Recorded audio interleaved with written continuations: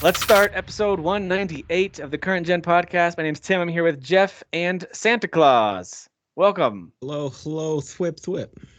Spider Santa. I don't know that Santa says that, but okay. All right. Oh, Santa ho, man? thwip. No. Spider Santa. Spider Santa. Spidey, yeah, Spider Santa. Spider Santa. Santa. Spider Claus. And then he says stuff like, I'm going to put some dirt in your eye. And I missed the part where that's my problem. He says that a lot. He says that a lot. Yeah. Cool. Santa, Yeah, I that's the would part like was some toys. I missed the part where that's my problem. I missed the part where that's my problem. Throws child off the wall.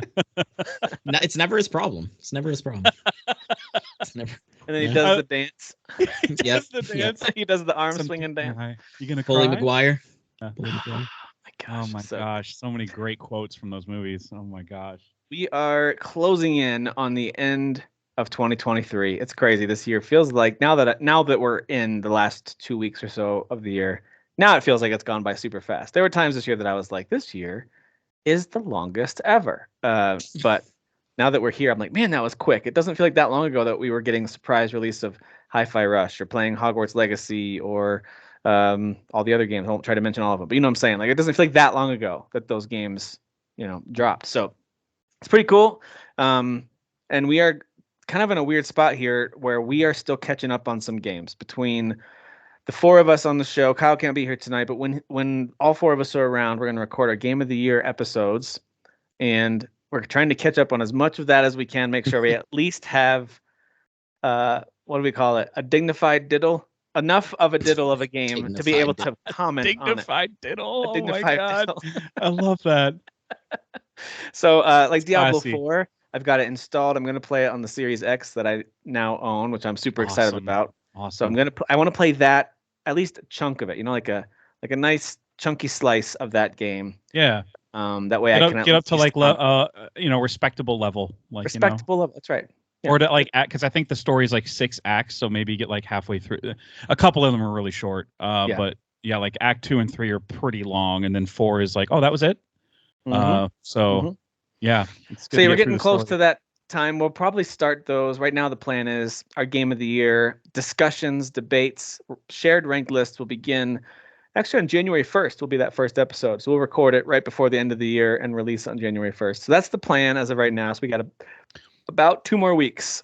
But Kyle and I are play. going to try to arrange something similar for Current Cinema where it's not going to be a shared ranking or anything because just 2 of us. That wouldn't make sense. But No, this one's better. yeah, this the way the show, the way that we do it here is so much more fun. But there's also fun to be had in just sharing our personal top for 10. sure. So we're going to just do that for we're going to do most anticipated, hopefully before the end of the year. And then after sometime in January, we'll do our top 10 for 2023. Nice. Yeah. Yeah. I wonder if Dune's going to be on that list somewhere. Dune 2. Probably not Dune 2. For most anticipated? No, not at all. No. Not at all. You guys aren't excited about that. Don't care. Don't care. More like dumb. Damoon. Chalamet is Dumb. Doom. Chalamet More like is Doom because it's dumb. So yeah. Chalamet is Wonka though, so he's very busy. I don't know how he's Yeah, going how to does he have also time. Dune? That's weird. Yeah. That's cool. That's how that movie's about, right? It's about a guy named Dune who Yeah, he's lives Samuel in the desert. Dune, Uh-huh. and he's Daniel Dune. He lives in the desert. Wait, And, that's me. it's Daniel Dune is good too. I and said he just Samuel. goes like, man, look at these dunes out here in this desert. It's a good movie. Okay. So these next 2 weeks, it's kind of this. It's going to be us just kind of, it's like taking a breath. All right. Anything new coming out? Any news for us to talk about? Maybe we'll play a game or two. I've actually got a little walk down memory lane. We might try this as a new segment, depending on how it goes, called Gaming Memory Lane. And we'll do a little, it's not even a quiz. Like if you want to kind of guess what the game is as we get to each one, you'll see what I'm talking about. You can kind of see if you can guess it, but it's not a quiz or a competition. It's more of just having some fun for some kicks and giggles, as the good kids say. The good kids. I think, no one says kicks and giggles. No, they don't. Shits and giggles. You think it's shits and giggles? Shits and gigs. That's what the bad kids say. S's and G's. Tim's too pure for that. So. All right, so let's jump into some new content that's out this week. We got the surprise release of God of War Ragnarok Valhalla DLC, is out. That came out this week. I do not have this currently downloaded. I had to make space for something else. I think it was Alan Wake or something. So this is before I knew that this was getting announced, of course. But I will probably at some point reinstall God of War and check out this DLC. What about you guys? Did you try out the DLC for God of War? I was waiting for one of you to tell me how difficult it is, basically, before I dived into it. No, because it is more like you're doing a run, and then you die, and whatever happens, I don't know. So my understanding too, based on what I was reading from descriptions of people that like have beaten it, because it does have an ending, is that it's more like Hades and less like just a roguelike type thing. Like it's not just an arena. Like there's more to it than that. Yeah, there's more to it, and and like each run, depending on how far you get, does give you more story beats and stuff like that, and it does have a resolution. So it is more story stuff. That's cool, man. Yeah, I love that. It's really cool. Good for them for putting out like a substantial free update. That's really neat that they did that. Props to Sony. As soon as Jimmy Ryan left, everything started to go well over there. You know, they're like, let's get out of this live service. Let's make new free content for people. Remember that Jimmy guy? What a dumbass. Anyway, let's do this that thing. Jimmy guy. Just kidding. And he's just with his, PlayStation VR, like, what? He's trying to control he's trying to control his PSVR 2 with his portal. Right. It doesn't work that way, Jimmy.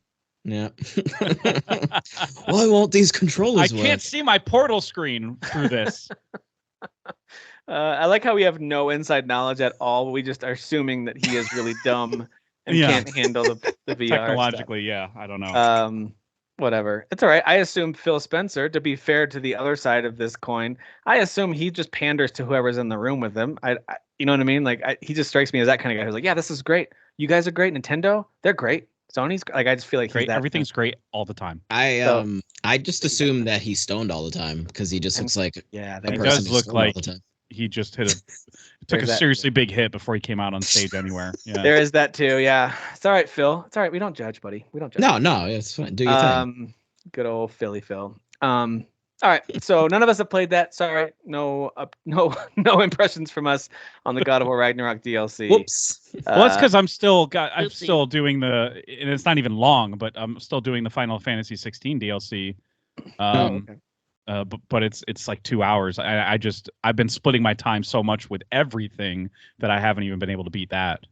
Yeah, no, whenever I turn on the PS5, I'm still playing Alan Wake 2. Mostly, but we'll talk about that with quick hits. All right, Stargate Timekeepers is out there. I think there's a demo for this, which I have not tried.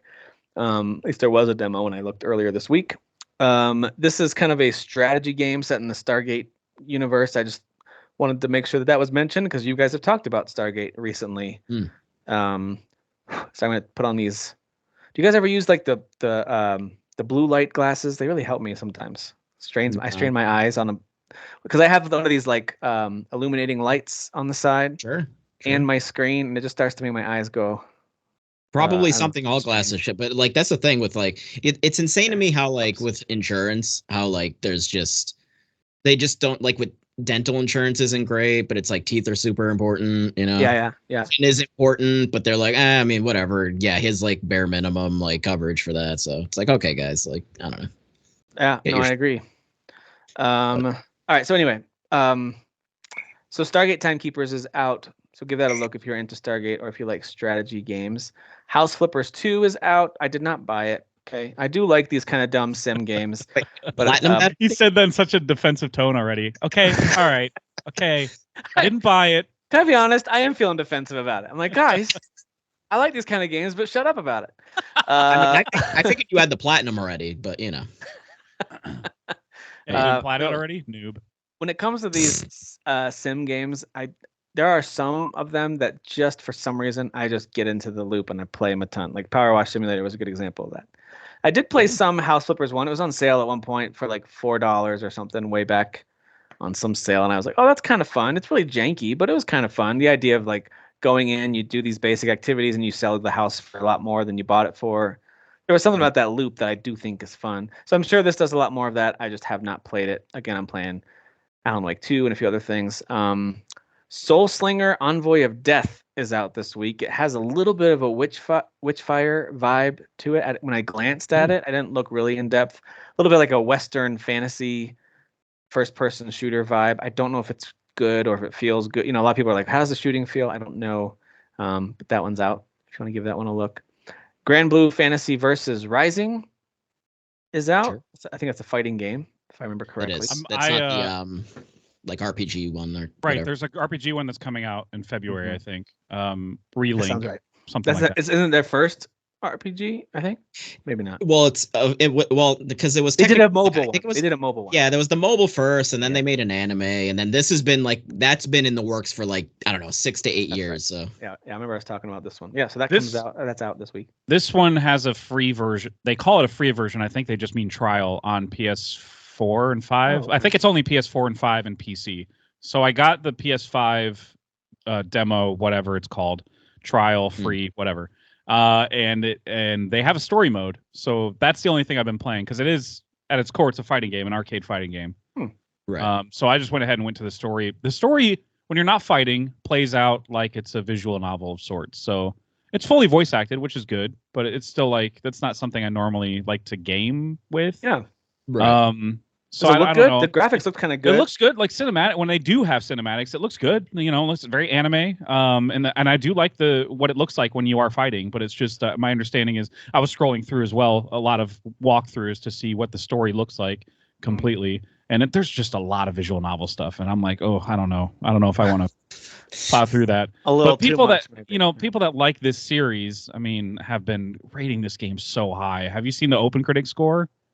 Like in the 9s. It's crazy. No. It's really high. Really? Yeah. People really like this game. I think people liked that first one quite a bit. So yeah, and I think it's a direct sequel, not like. Ooh, it's getting great reviews. Look at that. Yeah. I mean, the average is at 86 now, but that's amazing. That's still it really, was at 90 really earlier. Yeah. And that's at 23 reviews, including some of the big boys. That's impressive. Yeah, IGN went 9 out of 10. So I think for what. Yeah, but they also gave Nickelodeon All Stars a 9 out of 10. So I don't know. That's gonna be our go-to forever. They earned it. They deserved it. I know. You let one rogue reviewer ruin your credibility. So it's confirmed that this game is better than Spider-Man 2. Confirmed. Right. All confirmed. Yeah. Mm-hmm. That's the and facts. Avatar. It's better than all these facts. games. Sorry, Ubisoft and Naughty Dog. No, not Naughty Dog. Insomniac, yeah. Insomniac, thank you. The ones that make games, yeah.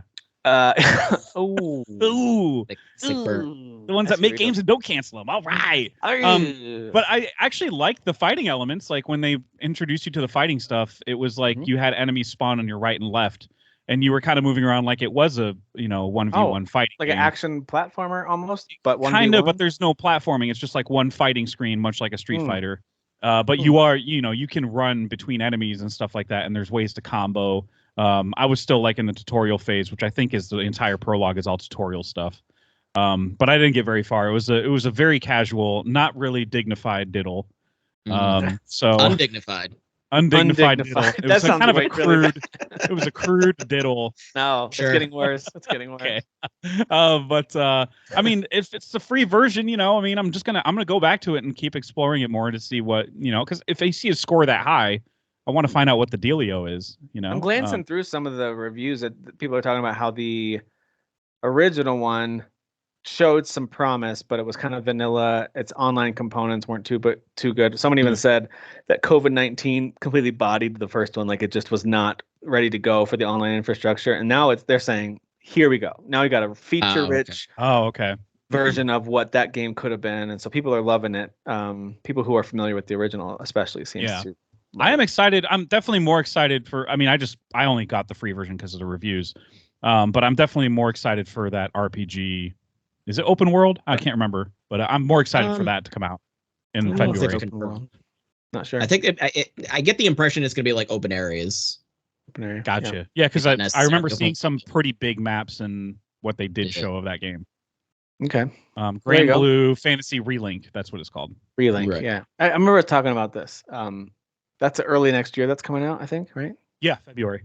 Early February. 1st. Nice. One last new one I wanted to highlight that, and Steam always has this. There's games that aren't on the upcoming list that all of a sudden just launch. They're not really like being talked about a lot. A lot of times it's because they're already in early access, and so now it's just the 1.0 version. And so it's not previewed as an upcoming game, but when it releases, it lists as a brand new release. I don't know if that makes sense to you, but like anyway. So the 1.0 version of Trinity Fusion is now available. So I grabbed this one after reading some reviews.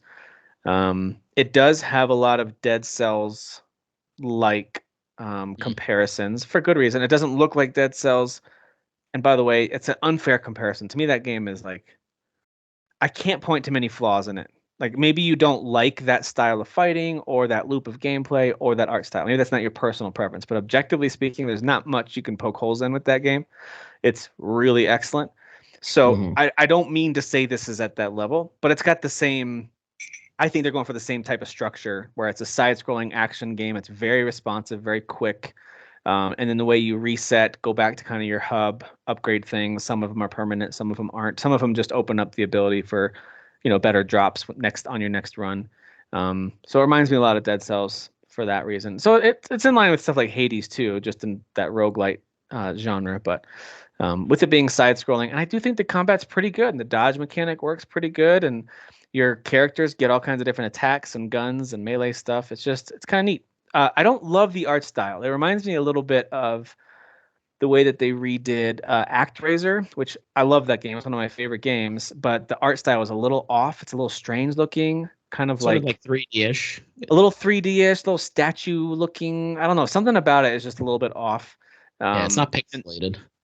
And this has that same vibe where it's like it probably would have served them better to go pixelated. I think so. I think it would have been a better art style. But I do think it's worth a look if you like Dead Cells and those type of games. I did look. I bought it because it was under 20. Yeah, it's $18, I think. Yeah, right now. Mm-hmm. And I saw your post about it in the group, and I was like, oh, it sounds cool. Like, I mean, I played Dead Cells for the first time this year, so that's still fresh in my memory. Yeah. So yeah, you hit all the right buzzwords basically when you talked about it. And yeah, dude, it's everything you described. It's really good. I can't say I'm surprised just based on how you described it. Mm-hmm. But I am surprised in the fact that I didn't know this was a game until like 3 days ago. So same. I happened to look on Steam and I was like, wait, what's this one? Yeah.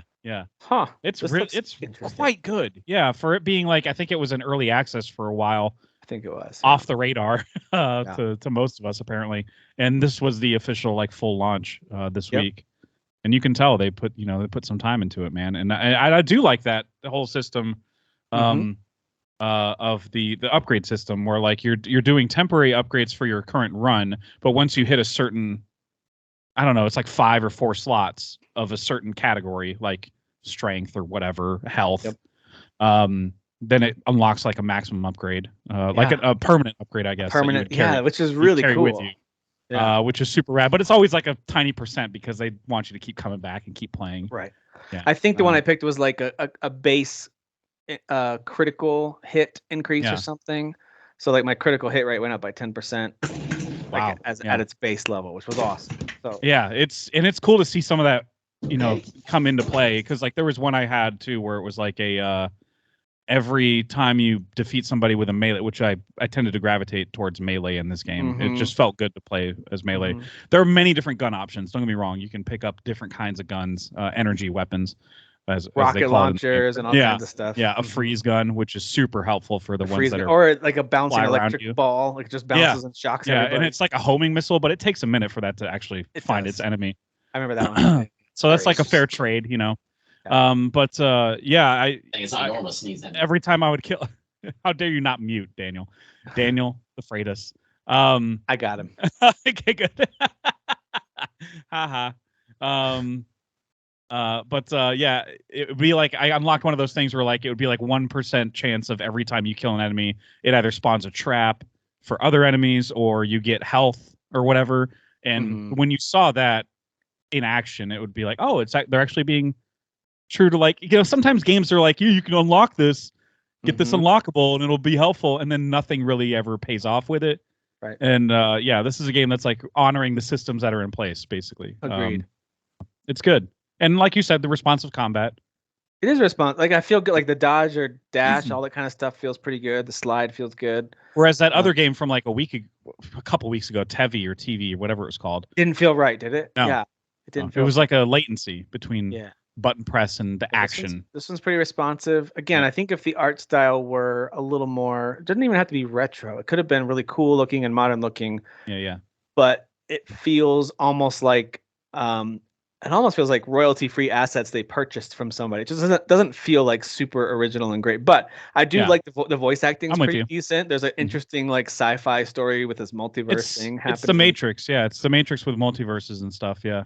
Yeah, because you got someone who's like jacked into the system who's talking to you, but they're like in a coma, essentially talking to you, and then you're in the world exploring. And anyway, the machines took over. Those are the enemies, are like the AI and the machines. Yeah. Yep. And then there's humans who have improved themselves using machines and technology and stuff, and then these machines have declared their allegiance to those, the Eners or whatever, Ekers or Ewers. Yeah, I knew it was E something. Yeah. So anyway, Ewers. Not saying machine correctly at all. Machines. There we go. Okay, thank you. There we go. Thank you. Just got you covered. You're not saying it at all. Machine. So yeah, this is the time of year where it's like, I don't think any new games are coming out, but then there's always, without a doubt, one or two that'll hit, and you're like, oh, okay, I do love this one. This one's cool. So there you go. There's a couple of those for this week. But with it being holiday season, it definitely is movie time. One that we are planning to watch probably in the next week or two as the kids are off school is the new Chicken Run. They're not as big of fans of this. It's definitely very British. The Chicken Run movies they have a certain, that Wallace and Gromit, that whole style of humor and visual doesn't click with everyone. So my kids aren't necessarily huge fans, but we watched the trailer for it and they agree it does look pretty funny. So that's on Netflix. We are planning on watching it. Dude, I just watched the first one today because I'd never seen it. Oh, and it's like a British, not British movie for them because it was a DreamWorks movie and the sequel's a Netflix movie, and those are bigger distributors, bigger studios for them. Right. But typically when Aardman does like Shaun the Sheep, it's not a big distributor. It's or when they do Wallace and Gromit, it's like some British distributor. Who cares about them? We won the war. We won our independence. You suck. So you watched you had a double Chicken Run feature today? No, I didn't. I just watched the first one this morning, and then I split my time with that and gaming. Because I had like no time for gaming this week. So you will watch the second one? Yeah, I'm totally gonna watch the second one because I love this studio. Every time I hear they got a new thing coming out, I gotta watch it. Even if the movies themselves, they don't even have to be great, but there's always gonna be like, that was really charming and fun. Yeah. Yeah, this one had the first one had Mel Gibson as a voice. So I imagine the second one is worse because he's not in it. That's how that works. When did they even announce? I didn't even know there was a sequel to Chicken. Dude, it's been in the works for like years, and they kept delaying it. They kept I didn't start seeing promotion for it till like Thanksgiving week. Maybe I thought I saw a trailer for it. Yeah. I had no idea. Absolutely no idea. I mean, when did the first one's very inventive, the way that it's like a prisoner. It's like The Great Escape, but with chickens. It is the great. It's the Great Escape with chickens. That's exactly what it is. It's a POW camp for chickens. Yep. It's kind of absurd, but that's the charm of it. It's it's very enjoyable. Yeah, it's good time. And the second one, I don't know. I think they're still out and have freedom, but I think they found the storyline is they found like one of those chicken Tyson factories. It's not Tyson exactly, but you know what I'm talking about. the ones that have like a assembly line chickens and shit like that. Exactly what you're talking. So they're trying to like save other chickens now, basically. So that's why it's starting a revolution. That's why it's called Dawn of the Nugget. Dawn of the Nugget got a 79% on Rotten Tomatoes, which is really good. And generally speaking, that is very good for a Rotten Tomatoes average score. But you know what did even better than that? Wonka at an 84%. 84% is so high. Oh my God. Rotten Tomatoes. That's so high for that movie. But you know why that is, Jeff. You know why it got an 84%. Because Chalamet is Wonka. Because Chalamet is Wonka. Yeah. It's Chalamet. What is this? What is this? What are we doing? It's the Chalamet tax. And you need to watch more Dudesy. I've been binging Dudesy this week. That's part of my quick hits. I'll talk about that. But I know exactly what you mean now with the Chalamet as Wonka. Oh, good, you got there. There was one. Okay, so the conceit of the show, I think we've already explained to Dan. I'm not sure. Is like they have an AI. AI runs the show, and sometimes they get prompts for their segments in the show that make no sense.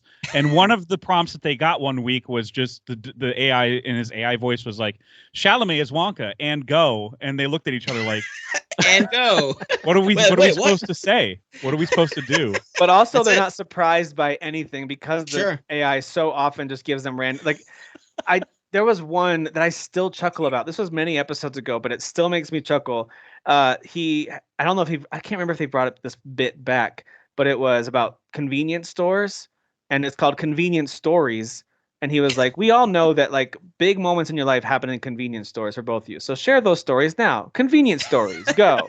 And they're like, all right. What? They did? What? Yeah, they've never done stories? that since then. So they end up just having a conversation about their convenience stores in their town. Like it's very random and silly and fun.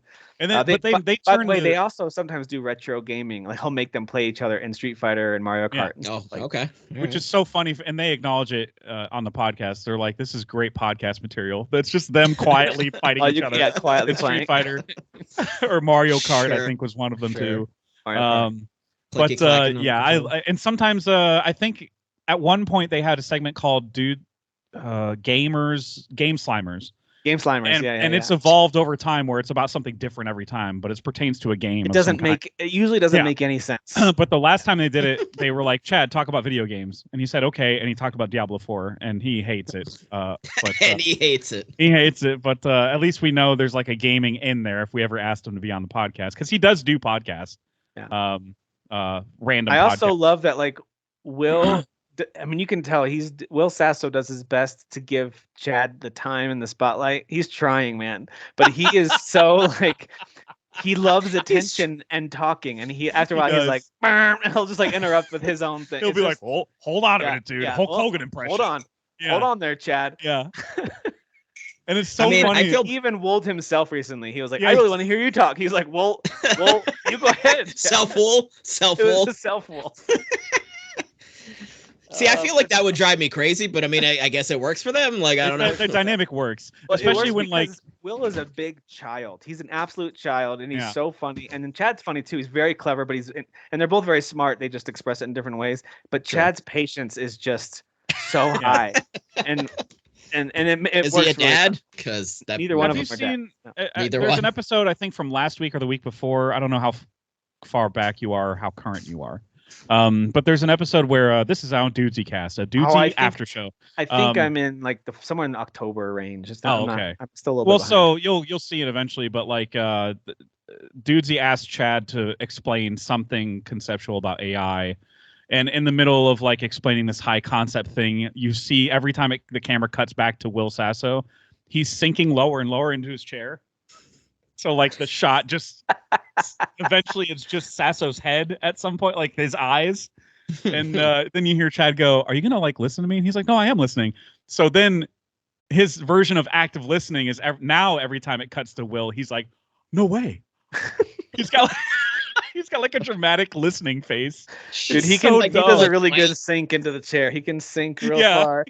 And then like, because he's not a small guy, so his neck starts to like roll up on the side. It's very funny. It's very, very funny. Sorry. All right. So Chalamet is Wonka. Confirmed. Yes, Chalamet is confirmed Wonka, but is he though? That's the question. Because this movie, I think its biggest weakness is the fact that Chalamet is Wonka. Is Chalamet just Chalamet in this movie? That's what it looks like to me. He's just Chalamet. He's trying something, but it's not working. There's a part where he offers one of the characters. It's in one of the trailers. He offers one of his buddies, his co-conspirators or whatever. He's like trying to make chocolate, but like it's illegal for him to do it or whatever. He's trying to offer candy. He's trying to offer a chocolate to one of his friends in like a fun way. But he's saying, like, do you want something more zany? And the way he says it is just not the way Gene Wilder would say it. It's not the way Johnny Depp would say it. It's just like, it's almost like he's pretending to be, I don't know. He's just trying really hard to do something. Listen, you got to give credit to, it makes you appreciate Johnny Depp. He went such a different direction with Wonka compared to Gene Wilder. He committed so hard. And he committed really hard to it. And that's kind of what, even though it's not my favorite, but like, it worked for what he was trying to do. Yeah. Right. I didn't love it, but and it was more tonally in line, like with the book, because the Gene Wilder version is like I don't know. He's like a caretaker of sorts in a lot of scenes. Don't get me wrong. He has his asshole moments, but the one from the Charlie and the Chocolate Factory, the one that's based on the book, is the Tim Burton one, and that one does portray Willy Wonka more like the book. Oh, interesting. Yeah, okay. More as like the weirdo that he actually is, you know. Yeah. He has, don't get me wrong, again, he has weird moments in the Gene Wilder one, the Willy Wonka and the Chocolate Factory, But they just like tripled down on it in the Charlie and Chocolate because that's the version of himself that he was. He was like a shut-in and like he didn't know how to interact with people at all. Well, that makes sense on any level. And to the point You're where right. he's just Gene an Wilder a-hole. had a bit of a swagger, and Johnny Depp just seemed awkward. Like he kind of didn't want to be. Yeah, there. like he hated the kids. Yeah. On some level, yeah. I've not seen a single like second of footage of this Wonka movie, and even that being the case, I'm like, why does this exist? Dude, it feels like an AI movie. Like it feels like a movie that was like conceived by, not written by. Like I don't want to undersell like the how good the script is actually quite good, and so is the music. It's a musical, much like the other two were. Even more so, I would say, because it opens with a song like, "Oh, I'm going to shore," and I'm like, "Oh crap, they didn't market this as a musical at all. Crap. People are gonna walk out." Anyway, so like it conceptually though, like it feels like they did plug this into an AI and like what franchises have we not explored enough of, and it was like, do young hot Wonka. Oh, okay, all right, cool. AI young told us hot Wonka to do young hot Wonka, and we have to do it now. Yeah, a Wonka with a jawline. We have to do it, guys. We have to do it. Sure. And yeah, I just don't. Chalamet was just not the right choice. His singing voice is fine, and when he did they did put pure imagination into it, and it was like actually in an emotional moment. Like it actually really worked. Nice. So he can do moments like that, but when he's asked to be the kind of like zany Wonka, it just falls flat for me. Yeah, he doesn't strike me as like a fun actor, like, and I don't mean that like as an insult. I really don't. But like certain actors, I'm like, yeah, he should, like, that's why he's in Dune, and I think he works well in that role in Dune. And what's that one with Steve Carell where he played like the beautiful boy? Like when he's in those kind of roles where he can like he's struggling or he's super serious, it kind of works. He plays a cannibal in a movie that I don't recommend to anybody here because it's messed up. I'm trying to remember the name of it now. It's like something Skull and Bones, but it's not that. Skull and Bones. It's like real release. Oh, it's out. It's Bones and All. That's what it is. So it's about boners. It's about the development of Skull and Bones. No, it's not that. But it's like he plays a cannibal, and he's like, it's like a really dark romance story. And he's so good in it. Hold on. This is why the game hasn't come out yet, because it's a cannibal, Skull and Bones. They're very busy. They're eating the developers. Yeah. So like less people are working there, and they're like, where is everyone? Where does everyone keep going? Yeah. And it's taking longer for the game to come. There you go. There you go. Boom. Figured it out, guys. We figured out the problem.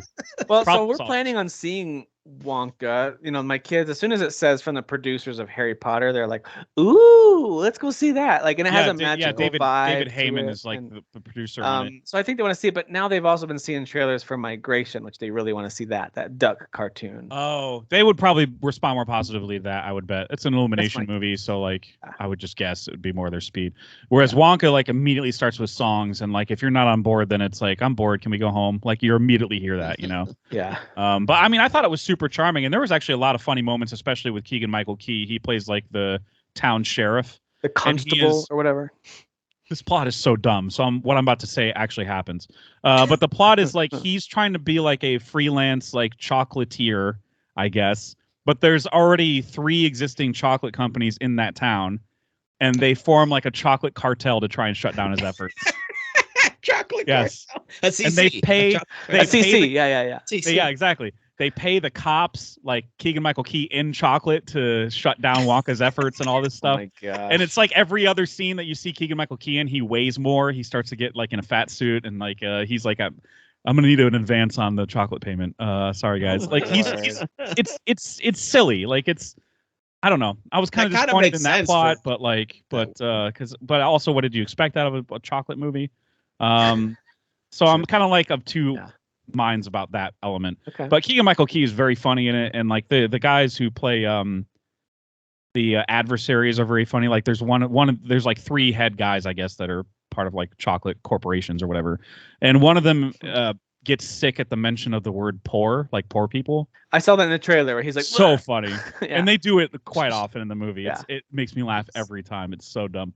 Poor he can't even hear it, right? Like, and also Hugh Grant has been advertised in the trailers a lot as an Oompa Loompa. He's in it for like 5 minutes. He's barely in the movie. Oh, what?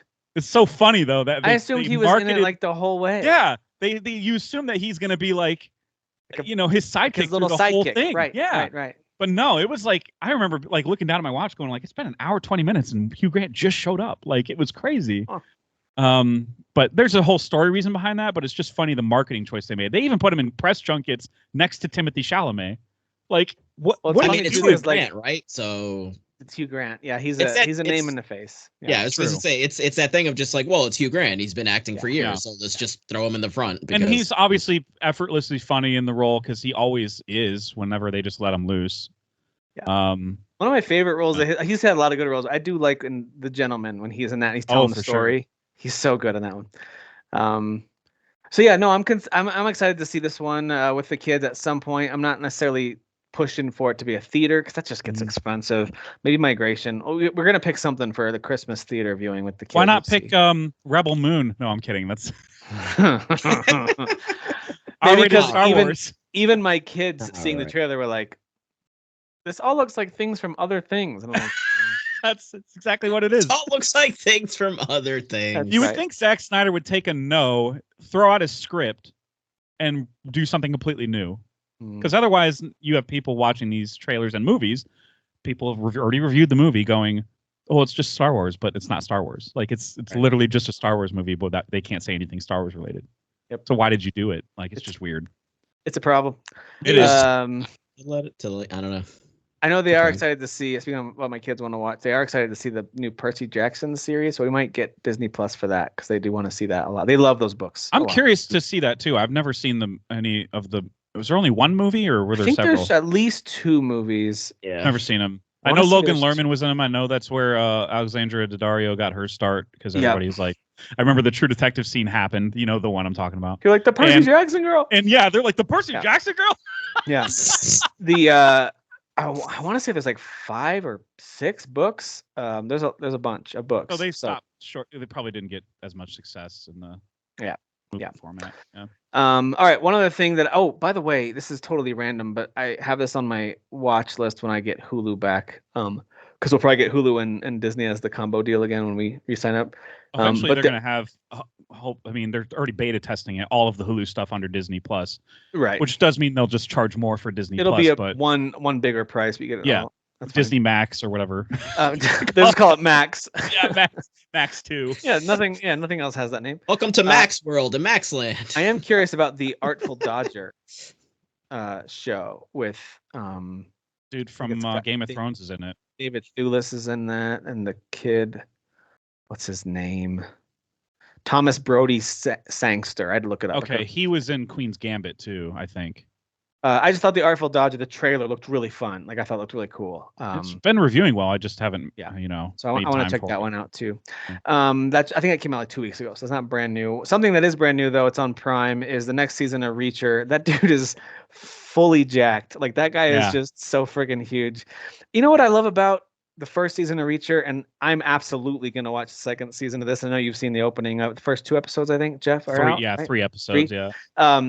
I just love that it's. Like he's a great actor. Like Alan Ritchson does a great job. He doesn't come across as a big dumb piece of meat at all. Like he's a big buff dude, but he seems smart too, which is good. They did a good job with the character. But sometimes I do like here's the good guys, here's the bad guys, and the good guys super scary and intimidating, and the bad guys are the ones who have to like come up with some kind of conniving plan to get him. There's something about I kind of like it's a bit of a different storytelling vibe than what you get with most shows these days. So I kind of like it. Feels like a throwback to the old Chuck Norris and those kind of days where it's like your good guy is the superpower and the bad guys are going to have to figure out the clever ways to bring him down. So anyway, I just want to throw that out there. I loved the first season. It was a lot of fun. Second season continuing the fun. Hopefully. Oh yeah, absolutely. It like immediately starts with Is it that one when he helps the girl at the ATM? Because that was in the yes, I was about to mention the ATM scene where he's like, he notices a girl with like a bruise on her face. He can see a bruise on her face from her profile, and she's like trembling at the ATM, and he's like asking her questions about, the van down the street, is like, that yours? Don't turn around, that kind of thing. Yeah. Was it car? Are you being carjacked right now? And she's like, yes, and my kid's in the car or whatever. So he's like, just don't go anywhere, and just and like the camera just holds on the guy in the car.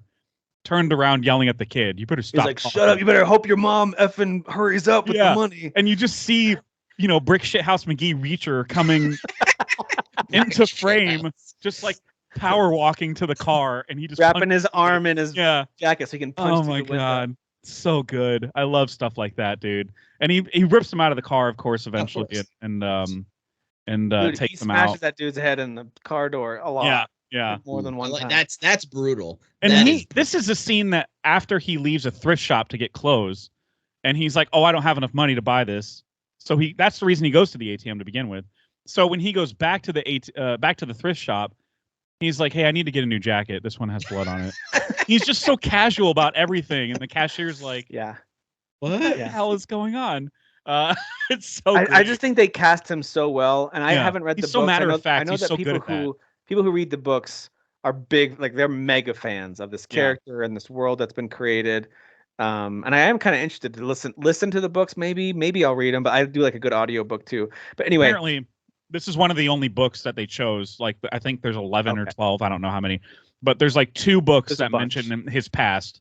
Okay. And this is one of them where this brings up like his old crew or whatever. His old crew, and then there's another book about his brother or something like that. And I just know that when the 2 Tom Cruise movies came out, hardcore Reacher fans were not happy with the casting.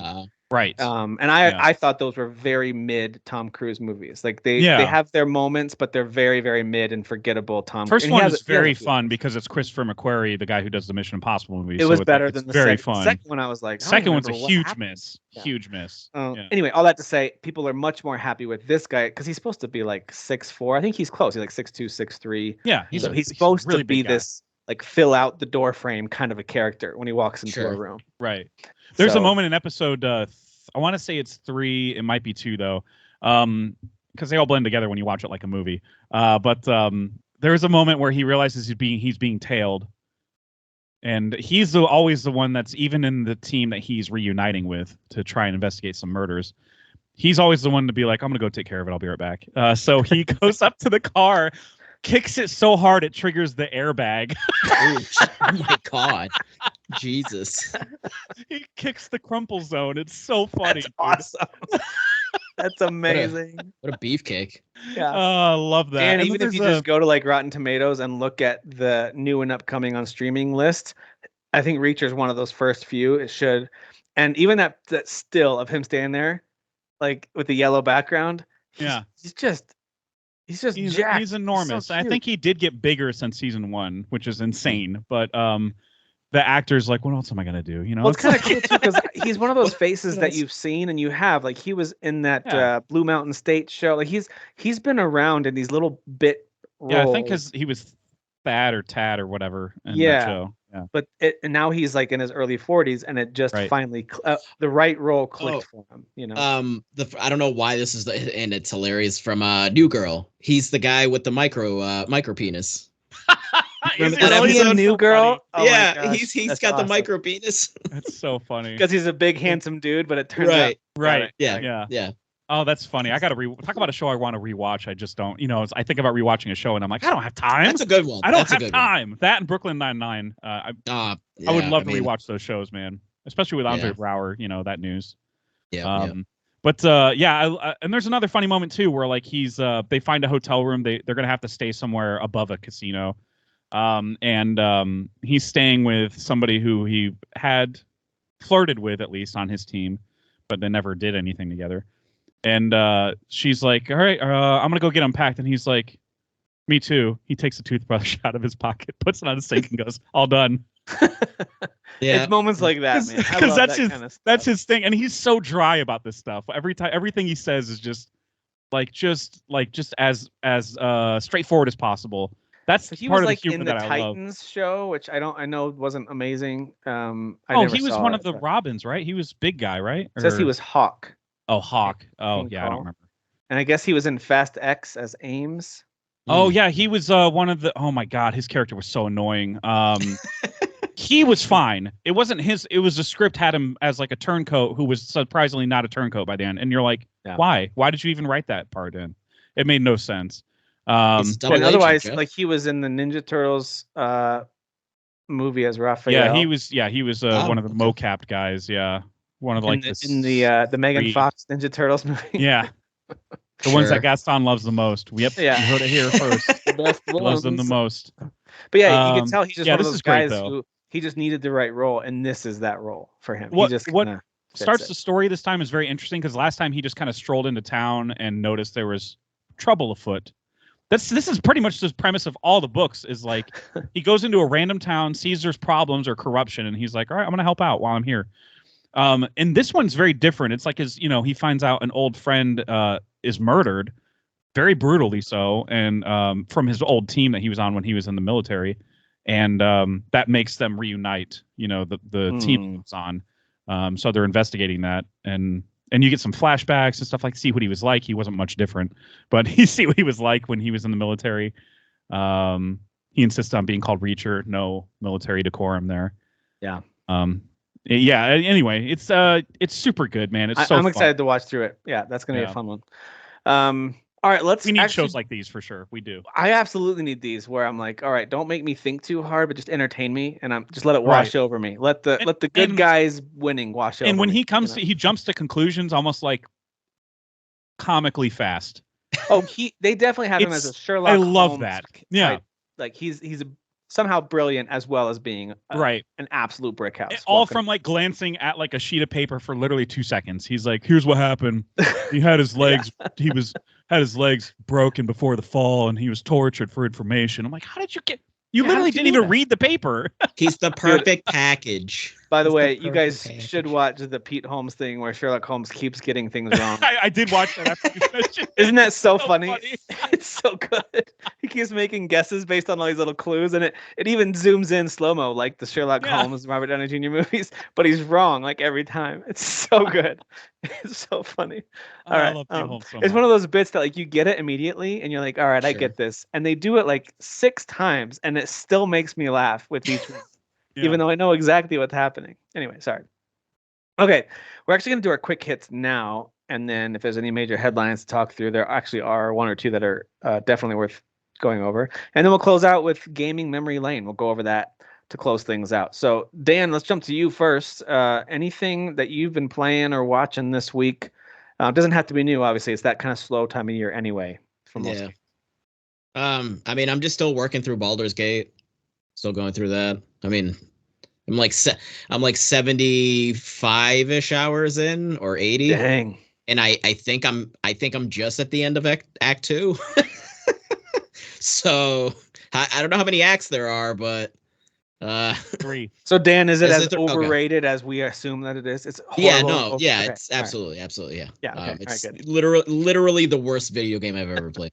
But now, obviously, I like to joke around and say that I'm a pro gamer. Obviously, not a pro gamer, but I am. I got to a certain point at the end of Act 2. So what is it? Moonrise Towers, and I don't know. I hit like a bit of like, in my opinion, an absurd difficulty spike. Because it's like the game isn't just like random encounters, and you're like, I'm gonna go grind levels. Like that's not how this game works. So I got to that point and I'm like, all right, like these guys are not like this battle that I'm getting to right when I get here. I'm like, I'm getting devastated. Like they are doing crazy damage. So I was like, what is happening? Like, did I miss like a whole section of like something where I could have leveled up? Like, I don't know. So I bumped the difficulty down, which I don't like to do. Same. I was playing. It feels so shameful. Yeah. It's just like, I was just like, whatever. Yeah. And like, so I bumped it down for that particular area, which is fine. It seems like all it really all does you needed to do to get through, or did you have to go level up a little bit? Yeah, no, that's all I needed, because it's like it basically gives you the extra HP, right? Yeah. But it seems like the enemies are still like doing the damage that they normally would. You just have higher numbers to work with. Yeah, you just have higher numbers to work with HP wise. So like and once that happened, it felt more balanced. So I was like, but I wouldn't have this HP at this point. Like it's just the numbers like double basically HP wise. So I don't know. It's very weird, that sudden jump in difficulty there. But that whole section was really cool. That the fight that goes on there, or a couple fights actually. So yeah, I'm just still working through that, and then I finally got to some post game content of Mario RPG, but I didn't finish because I got actually stuck on the second fight, which is kind of annoying. There's a bit of like RNG there that's a little frustrating, and it like actually took me a while on stream to beat that second guy, but I did. So I think I'm like halfway through with that. And that's why you stopped streaming. You're like, I'm done with this. I'm out of here. I'm done. I am done. So yeah, I want to finish that and then again finish getting all 120 stars on Mario. So nice. Okay. And yeah, as far as watching anything, I mean, I'm just working on One Piece. Working on One Piece. I get it. Hey, have you watched Blue Eye Samurai yet on Netflix? No, not yet. But I mean, I have this coming week off. My wife and I actually, leading up to Christmas, we have this whole week off. Day after Christmas off. So a nice solid 11 days off there. Nice. So I'm gonna play some games. Maybe watch some stuff that I haven't watched yet. Yeah, dude, you need to watch Blue Eye Samurai. I just know not only the setting, the art style, the storyline. Like, I mean, I know all of us have enjoyed it. I'm on the last episode now. I have that one last episode left. But I'm also just like, this is such a Dan show. Like, you're just gonna love it, dude. You're gonna absolutely love it. Definitely. So, and it actually surprisingly was renewed for season 2. So they'll renewed for season in no time. No, I'm kidding. Yeah. So that's pretty awesome. I'm very happy. I mean, because we joked around, we're like, oh, so that's canceled, right? I mean, like, but you know, a successful Netflix show, cancel it. Right. Especially with it being animated. And that gone. is and it's gone. Right. And then just like, you know, watching Christmas movies because it's that time of the year. But ew, gross. Yeah. It is. So actual Christmas movies, by the way. Oh, give me some examples. Give me some examples. Die Hard is over. What are actual Christmas movies? Give me your actual. Hit me with some examples. What are actual Christmas movies? So I mean, most of these are what my wife, you know, the traditions of growing up and what she wants to watch. Because for me, it's like Home Alone, but like then even like if you want to get into the minutia of it, it's like Home Alone is not like really fully a Christmas movie, but like in my opinion, it's still more of a Christmas movie than Die Hard. By like a large margin. I agree with that sentence. I think it's more of a Christmas movie than Die Hard. Yep. If you had to pick between the two. Yeah. But yeah, like, you know, your Rudolphs, your Grinches, Frosty the Snowman, Disney's Christmas Carol. That's a classic. Good one. Muppet the Muppet Christmas Carol is great. No. See, now she didn't grow up with Muppets, and I mean, neither did I. So we don't have any connection to that. Well, watch it. Start watching it now. There you go. Boom. You're welcome. Well, her brother like swears by one of the Muppet movies. I think maybe it was the second one. He like was really like that was like an amazing movie, man. You guys should watch that. I can't remember what the title of it is, but okay. He was really like into that. So I mean, I know the Muppets are obviously they've been around for a very long time. So, but Treasure Island? No, Take Manhattan. What? Muppet Caper? Muppet Caper? What? The Great Muppet Caper. Not the one with Jake. What was the one? There was one with Ricky Gervais, right? And then there was the Jason. Was it Segel? Jason Segel, yeah. Yeah, there was those two there, right? Yeah. So it was one of those. Called the Muppet movie. Wasn't that one just the Muppet? No. I think I don't know. The one with Jason Segel was just the Muppets, yeah. All right, guys, tell me. I'm going to list a couple Christmas movies. You give me a yes or no, just in terms like just your gut reaction, okay? In terms of like whether it's Christmas movie, whether it's like this is one you would totally watch. Miracle on 34th Street.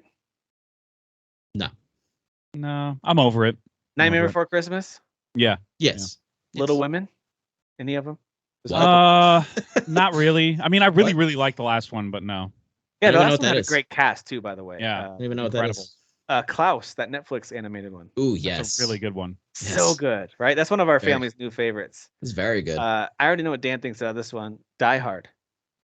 I mean, I would watch it, but it's not a Christmas movie. So. Yeah. I don't really have Christmas ties to it as much as I just want to watch it because it's good. But I love watching it at Christmas because of that's fine. I think this is like it's the same BS with anything else, like console wars and blah. It's like people just I think want to die on the hill. They also think it's funny to watch people squirm about it. Oh, so sure, yeah. But some people legit think it is because they're like, well, it takes place on Christmas Eve. It's like, so if a movie takes place during Easter, is it a fucking Easter movie? Like, I don't understand. Like, how stupid are you? Like, just because it happens to take place on that day doesn't make, that's not what the movie's about, damn it. I do like in the second one, which by the way has one of the best subtitles ever, but I do like how in the second one, it's also Christmas, and he makes comments about this, like every Christmas, like that kind of thing. But the second one is not nearly as classic, although I still love it. The airport one. I'm pretty sure the subtitle is Die Harder, and I could be wrong. It is. You're right. Yes. And then the third one is what? Live Free or Die Hard? No, the third one's With the Vengeance. All right. What about It's a Wonderful Life? Will you watch that one? You think? Yeah. Watched it.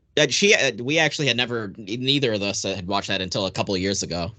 That one's kind of sad. That one's super classic sad. for a reason. It's sad. It's a great allegory. Like it's a good morality tale kind of classic. I don't want to kill myself anymore. I still think Jimmy Stewart's one of the only classic actors. I think Jimmy Stewart would have been a great actor today as well. Like a lot of classic actors, I'm like, I don't think they would have been good today. They were considered good back then, but their style just wouldn't fit. Yeah, like Humphrey Bogart's a guy that you're like, Bogart. No, you're not a natural. No. You're not Marlon Brando. Like he is a great, convincing, emotional actor. What about A Christmas Story? Yeah. That was always on in my house on Christmas time. I've seen it, but it's not one of my. It's not like we don't watch that one. So what about Trading Places? Some people consider that Christmassy. Which one is that one? That's Eddie Murphy and Dan Aykroyd. Dan Aykroyd. Yeah. No, I don't consider it a Christmas movie, even though technically you're right, it is one. In the sense that it just takes place at Christmas, but it's not. Yeah, it's kind of like Die Hard in that respect. It's not really about Christmas. Yeah, I feel like that's more like a fall movie. And okay, what about Elf? What about Elf then? Oh yeah, classic. Watch it all the time. My wife hates Will Ferrell. So. Well. That's grounds for a divorce. There you go. It's like one of those things she just hates his face. Like, which I kind of get. He does have a dumb face, but okay, you're all right. Now you're just being supportive. I understand. No, I like Will Ferrell though. I mean, I like Will Ferrell. But. He's very funny. Did you guys see the A Christmas Story Christmas, the kind of the follow up? Yeah, I saw that. It was quite good. Oh yeah, there was a sequel to that one. I didn't think it would be good, but I liked it. Yeah, me neither, especially with that title, which was pretty funny. All right, here's one for when all the littles go to bed. Bad Santa.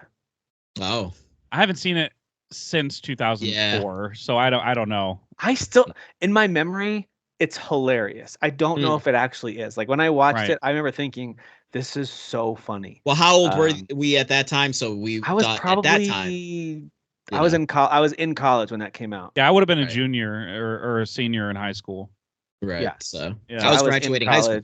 I was a target audience for it, and it worked for me. Yeah, it worked for me at the time, and I worked at Blockbuster, so I could have rented it over and over if I wanted to. But I haven't watched it as an adult. I'm kind of scared to. It's one of those movies that I'm like, this isn't going to be funny, is it? It's not going to be funny. Last one I'll ask you guys about. What about the Tim Allen Santa Claus movies? Ooh, yes. Yeah, I like the first one anyways. Yeah, I like the first one's a classic for me. Yeah. The first one is great. I've not seen the other ones. The other ones are just more of that, and they're cheesy in their own ways. They get more and more fantasy and lore heavy as it goes along, and it loses me. Like I prefer the regular guy, much like Die Hard. I prefer the regular guy being put in an extraordinary circumstance thing. Sure. And not so much like the fantasy elements of it, basically. I do think though in the third one, because we just watched that one recently. I mean, it's not a good movie. It's not. But that's the Martin Short one, right? But Martin Short's having so much fun. I like him in it, even though I think the movie itself is dumb. I love when he commits to a bit, and he commits to it because he gets the whole Jack Frost get up on and and he goes for it, and he has some lines that are definitely Martin Short lines, and so I like him a lot. I think he is so funny. I would like to say that The Nice Guys is actually a Christmas movie because at the end of the movie he goes, "Hey, Merry Christmas." So there you go. Boom, it's a Christmas movie. There you go. It's that easy. Not once did they mention the holiday at all until the very end. And he's like, "Hey, Merry Christmas, buddy." One of the Nestor family faves when I was a little kid, we used to love Ernest Saves Christmas because we liked Ernest movies. I don't know if you guys. I know Kyle has too. I've never seen any of those. We loved. I haven't seen one of those movies in so long. But we had all the VHS copies of Ernest Goes to Camp and Ernest Scared Stupid and Ernest Saves Christmas and Ernest Saves Christmas was again, guys, it's not a good movie, but we loved it. And thought it was hilarious. By the way, as far as recent ones go, well, this is for the adults. Violent Night is awesome. I had so much fun with that movie. I want to see that. Is that on Netflix? I don't know. It's got to be somewhere by this point. It's a year old now. But yeah, that was David Hopper. Yeah, David Hopper. David Harbour is Hopper Harbor is Santa in that one, and he's just beating the crap out of people, John Wick in them. It's great. Like it. It's fun. I like it. And also one from this year called The Holdovers is very good. It's very much a throwback Christmas movie too. Oh, Violent Night is now on Amazon Prime, it says. Ooh. Oh, good. Yeah, it's that's an enjoyable movie. Put the kids to bed for that one, though. What about Fat Man with Mel Gibson? I've never seen that or heard of it. That's crazy. That sounds familiar. It just came out in 2020.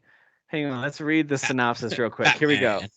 To save his declining business, Kris Kringle, also known as Santa Claus, is forced into a partnership with the U.S. military. Making matters worse, Kris gets locked into a deadly battle of wits against a highly skilled assassin, hired by a precocious 12-year-old after receiving a lump of coal in his stocking. Whoa. That's heavy. That's heavy, dude. I might need to watch Fat Man. Can I ask y'all's opinion on, I want to know if I could trust you as human beings. Can I ask your opinion on Jim Carrey's The Grinch? Oh. I like it. Okay, wrong answer. Okay, we're done here professionally. It's not Can you mute him? It's not the classic. It's we're not done the classic professionally. But I mean, listen, I love Jim Carrey, so I mean, I love Jim Carrey. I love him too, but that movie just is a swing and a miss for me. We liked it when we first saw it. Like, oh, that was kind of a creative take on it. And I remember rewatching it and being like, I liked this. So I'm somewhere in the middle. Right. I don't know where I am, but I remember liking it initially. I like Jim Carrey for what he did. He tries really hard in that movie. He does. But yeah, it's a big bag of notes. Also, the dad from Arrested Development, help me with his name. Yeah. He's in it and he's funny. Yeah. Jeffrey Tambor? Mayor, yeah. Right? He's like the Whoville, whatever, not the Whoville. The mayor of. But hey, listen, say what you want about Illumination. Their cartoon version of Grinch is actually pretty solid. Love that one. It's pretty good. They did a pretty good job. Good job. Oh, you mean the Illumination? Okay, yeah, that was okay for me. But classic one is the way to go, in my opinion. Oh, old school animated. Oh yeah, Illumination is one I thought was pretty solid. There, when you go back and watch some of those like animated ones, like. It's rough. I mean, but it's still it's rough and but there's just some of the things that get said are like, whoa, really? How the people are nowadays. Like, it's like how are they not like, we gotta shut this down.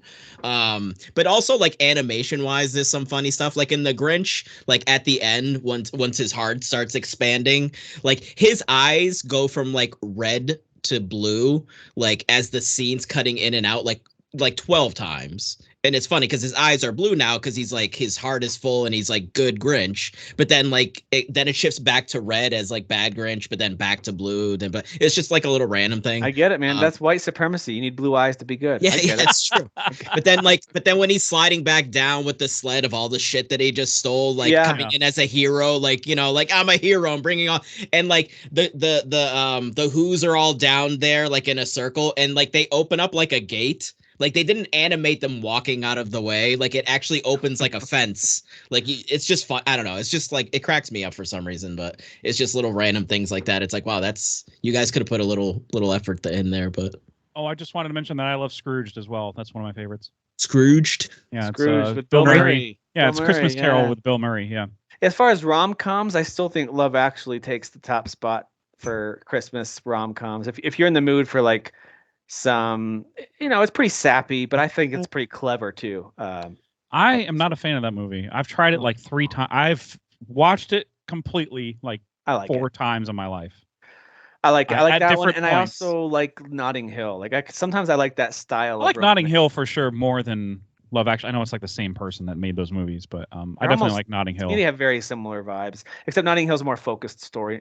Love Actually, of course. Yeah. Because it was one of the early attempts at like, let's tell 8 storylines that somehow intertwine. And then they tried like a bunch of them for every holiday. They were like, what about Valentine's Day? What about New Year's? And it was like, all right, that's enough of this. Mother's Day. There's a Mother's Day too. There's a Mother's Day. Oh my gosh. The Holiday. Have you guys ever seen The Holiday?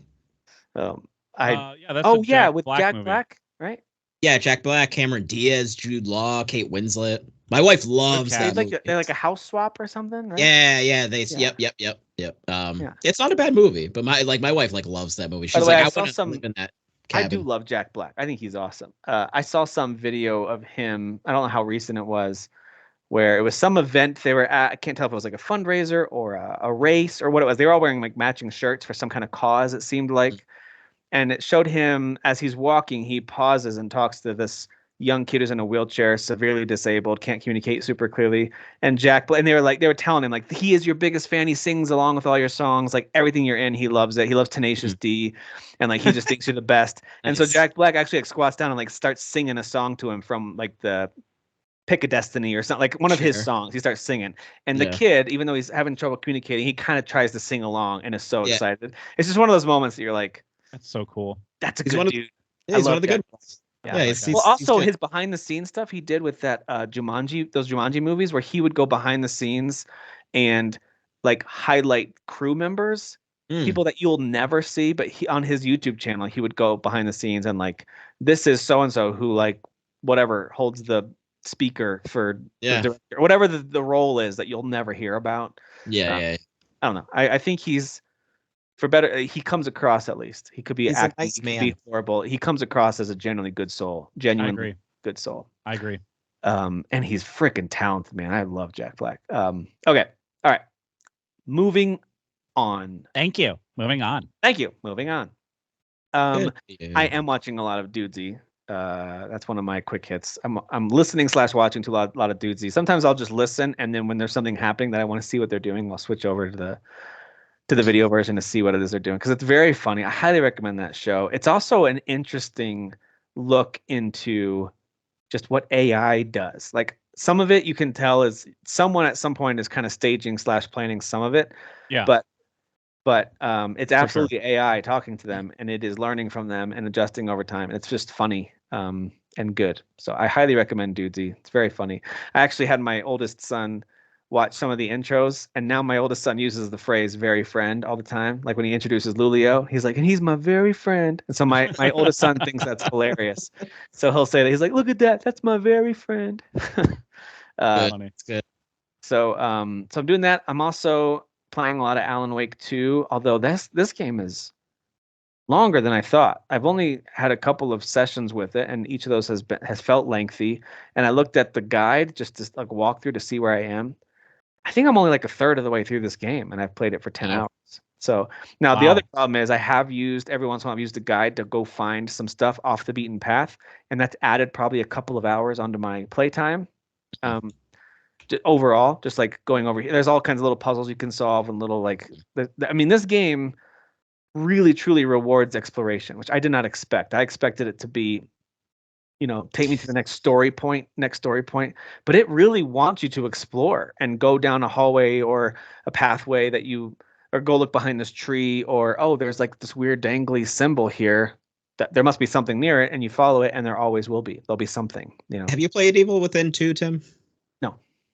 Okay. I was going to ask if it's like that, because like the way you're describing it reminds me of, because Evil Within 1 is very linear, like there's like basically no really like open areas, but like Evil Within 2, it's like there's like right in the very first like hour it's linear, and then it opens up into like what is like a neighborhood, like this whole open neighborhood. And you're going in and out of like homes and stuff like that. This reminds me a lot more of like honestly a modern Resident Evil game. Like I truly get vibes from those kind of games.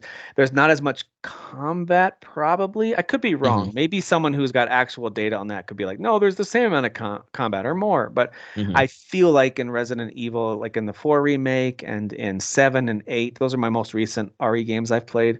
I feel like I was fighting enemies a lot more in those games compared to Alan Wake 2. But generally speaking, the way you explore, the way things are hidden in cabinets or in these like coolers or whatever, and the way that you move your inventory around, I feel like I'm playing a Resident Evil game when I play this game, even though as a non-Resident Evil head, like some of you guys are way more into RE. I know you are, Dan, than I am.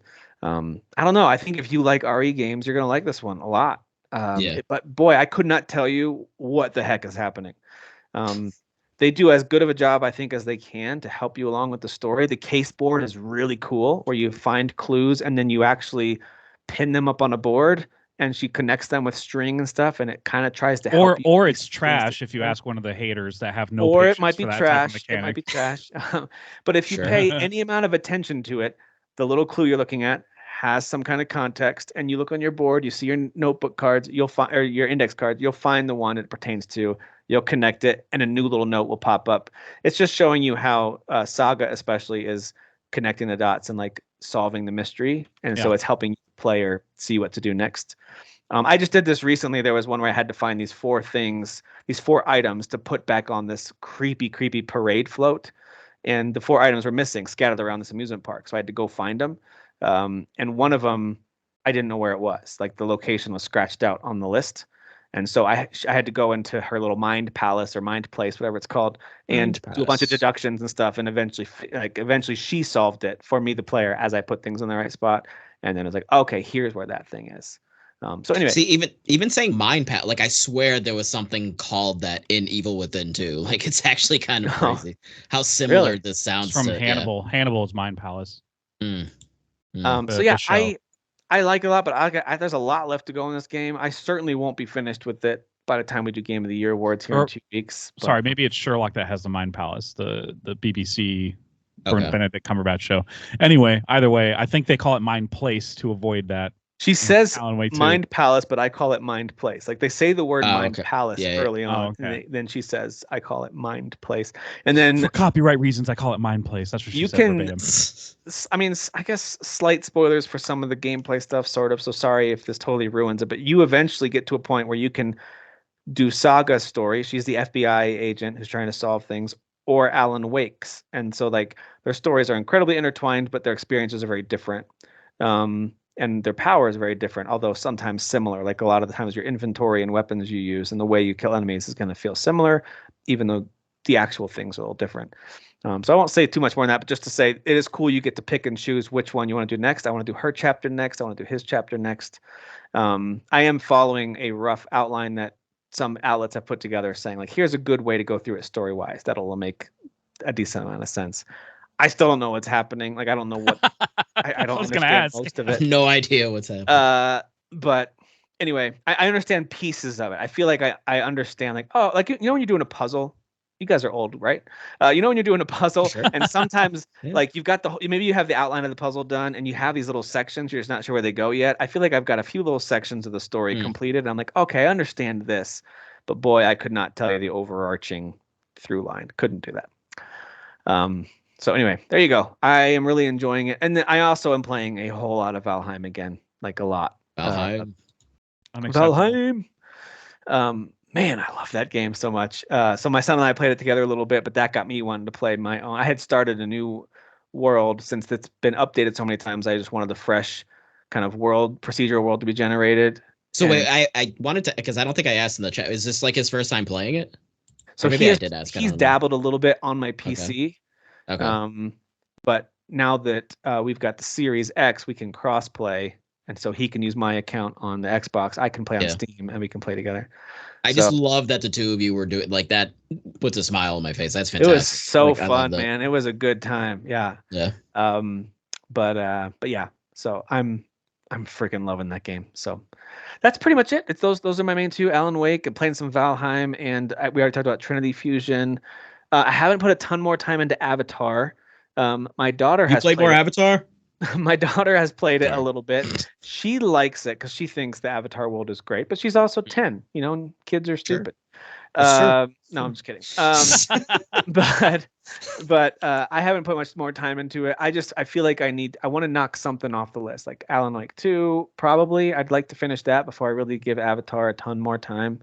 You also just have to be in the mood for a Far Cry type game. I'm excited about it. I think we talked about it last week already. It's a really solid game. Like, it's definitely worth a look if you like the Far Cry type of games. Absolutely it is. Or if you're a big fan of the Avatar movies for some reason, I think it's worth your time.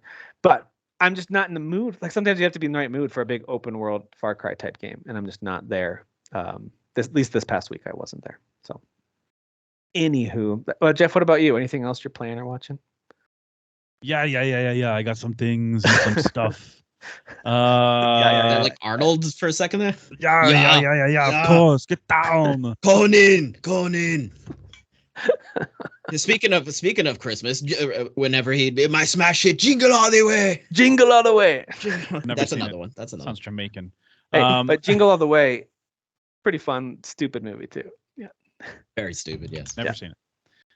So I'm like 40 minutes into Final Fantasy's DLC, Echoes of the Fallen, which puts me at the tower, which is where you spend most of the DLC. So it's like I'm not even playing it at this point. You barely started it. Yeah, exactly. I barely started. I got to the place that you're going to be at the whole time. Anyway, I also got, kind of accidentally in a way, I got Slay the Princess, which has reviewed super well on for the year, really, everywhere, with OpenCritic, Metacritic, whatever. It is a visual novel type of game, but it's like, it's not horror. But I don't know. It's hard to describe, but it is not horror. Like, it's creepy looking, man. There's some creepy stuff in it, I guess, but it's kind of like black and white, and yeah, it just functions as a point and click type thing. But yeah, this looks creepy as hell. It's fully voice like narrated, and the narration is top notch, especially because the narrator is talking to you like the what's the name of that Bastion narrator, I guess. Kind of like the Bastion narrator is, where like everything you're doing is stories. Path of Destiny is another one. Path of Destiny. Yeah. Or like everything every dialogue choice that you make, they're kind of like issuing a commentary on what you're saying to you. Like, it starts the game, it's a reverse of the rescuing the princess in the tower, the whatever tower type of old folktale premise.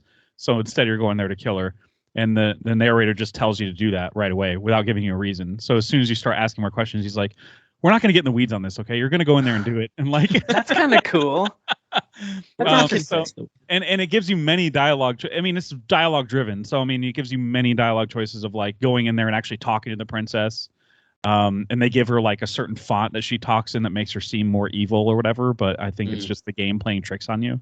But yeah, if you choose to talk to her too much and then you go to attack her, you're going to be vulnerable. She's going to kill you. And then it's a loop, so it recycles. Like, you start over, and then you point out the deja vu you're feeling, and the narrator's like, "I have no idea what you're talking about." And there's also internal dialogue. Like, at first you have a voice of the hero dialogue, or a monologue that's happening inside your head, who's like, "Yes, we need to protect the princess. This is wrong. We need to know why we need to kill her." And then after that first run, I have a voice of like the broken apparently coming through. That's like, "Oh, what's the point of all this? Why are we doing this at all?" So like, you have several voices kind of doing voice acting at once. It's so freaking cool. Oh, this kind of reminds me of Encryption. There was a lot of that, or Inscription. Sorry, the card game. Yeah. There was kind of like that trippy, like nothing really seemed like it was. There's something all-knowing that you are being controlled by, or something. There's that, and like there's other elements pertaining to, like, if you don't kill her, the world ends. That's what they're telling you. The world ends. How does it end? Can't tell you that. Just go kill her. Sure. How do you know that killing her won't cause the world to end? I'm not going to get in the weeds on this. Go kill her. Like, I mean, it's just like immediately, like, philosophically, it's just very interesting. And my understanding is, like, eventually you do get to a point kind of like Inscription, where, not that the game changes, but that things eventually do hit, when you hit a certain wall, everything changes in the world around you. And yeah, the story it's very story driven, of course, because it is visual novel, has to be. But yeah, I'm super eager to see more of the story. It's just I'm not always in the mood to read or listen, and that's all I'm doing as a gamer. Anyway, that's all I've been playing. As far as watching, I did finally get to see The Boy and the Heron, which is the new Studio Ghibli I'm curious Miyazaki movie. And this is a lot slower paced than I thought it would be. Like, I don't know what I would have expected. Maybe it's just because my last full anime movie was Suzume, which was more of like a I don't know, it's more fast paced and more modern. And Miyazaki's like, what, 80? So he's obviously going to tell his stories a little differently. Yeah. Right. Yeah. But yeah, this one takes place, I think it's like during the war, and this kid and his dad are like kind of forced to evacuate Tokyo because it's a war zone. And or at least it's at least being bombed a lot. So they're like, let's get out of here. And then they end up going to this place that has like this really odd heron that keeps following him around and even talking to him sometimes. And the heron, at first I was like, that's Willem Dafoe. Like, that's Willem Dafoe voicing the heron.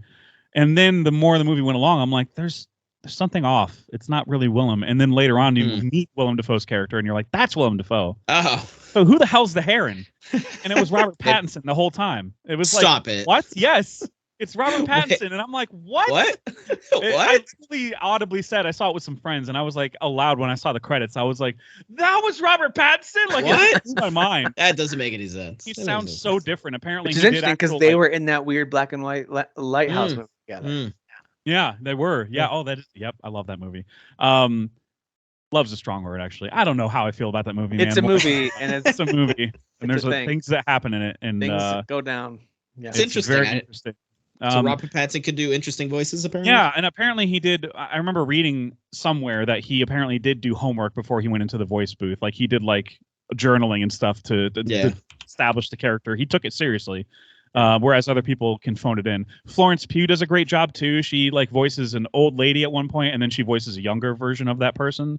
And again, another person that like I was like, is that Florence Pugh? I can't even tell. Like I know she's in this movie. Christian Bale sounded just like Christian Bale. He's Christian like, Bale. Oh, good for like, you.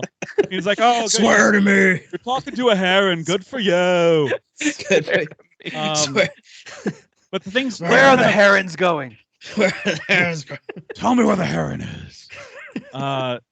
So like the kid ends up following the heron somewhere into some other dimension.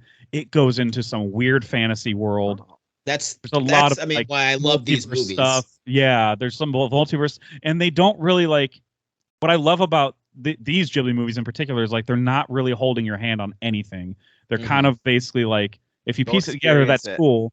Yeah, if you piece it together somewhere along the way, that's cool. And then later on, they have a character say exactly what's happening in a very casual way. And you're like, see, I knew that. I suspected that's what was happening, and you told me. Like you just told me. Like it's really cool how they kind of brushed that off. Like not brushed it off, but like how they resolved it. Like I had a lot of questions, and they kind of resolved it in a not like in a neat bow. I still had a lot of questions by the end, and I'm still thinking about the movie a lot. It's very good. This is only in theaters at the moment, right? I think so. If it'll be anywhere, it'll be on Max because I think they own the library for Studio Ghibli or something. Max. I don't know. Yeah.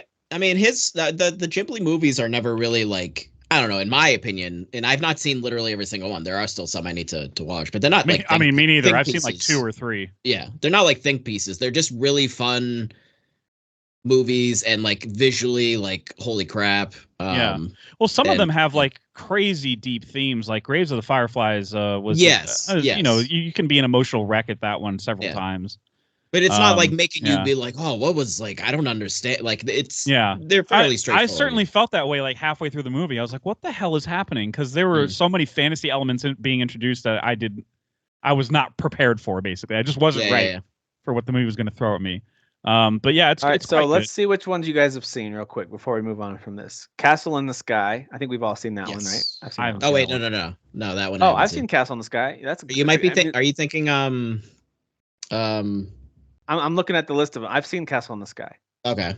What can I suddenly think of? There's also the other. There's Howl's Moving Castle. I've seen that. Yes, thank you. That's what I was thinking. Yeah. No, but Castle in the Sky was an old school 80s one. Okay. You guys have seen Grave of the Fireflies. I haven't. Yes. Yeah, that movie is oh boy. Yeah, that's a lot. Brutal. That movie's brutal. That was by Isao Takahata, not Miyazaki. That was just Studio Ghibli. Still Studio Ghibli though. Yeah. My Neighbor Totoro. Yeah, I've seen that one. Kiki's Delivery Service. I've seen that. Yeah. Very sweet little movie. Yeah. Only Yesterday. I haven't even heard of that one. No, that's one, a later one. Well, no, it's a 91. It was released in 91 in Japan, and we didn't get it until like 2016. Okay, gotcha. Okay. Only Yesterday. Oh, I said Porco Rosso. Porco Rosso. Haven't seen it, but I've heard it's awesome. I've seen that one. The pig one. That was one I got from one of my mini library rentals way back in the day. Nice. I don't remember a ton about it, but I remember liking it. Pom Poco. Never heard of that one. Me neither. Whisper of the Heart. Never seen that. So there's 2 cat ones, and I always mix up the 2. My wife and I watched one of them. It might have been that one. I can't remember. Kiki's Delivery Service is one of them, isn't it? Isn't that one a cat? No. So he's an actual. My Neighbor Totoro is one of them. Totoro is like that big. He's like that kind of big fella, but I'm saying there's an actual There's the like he's like human like, but he's a cat. Oh, gotcha. And he's got like a top hat and everything. Like, there's one movie that's just called The Cat Returns. I wonder if that's the one we saw. That's the one that we saw. Okay. Yeah. Princess Mononoke, of course. That's the first one I saw. Yeah. I have seen that. My Neighbors, the Yamadas. I never saw that one. Never saw that one. Spirited Away was probably the biggest one. I've never seen that one, and that one is touted as like, oh, that's the best one right there. There you go. Go see I think you like it, Jeff. It's a good one. Mononoke is my favorite. I love Mononoke. That one's quite different. Yeah. That one and Howl's Moving Castle are my two favorite. The Cat Returns, we talked about. Howl's Moving Castle, amazing. I never saw Tales from Earthsea.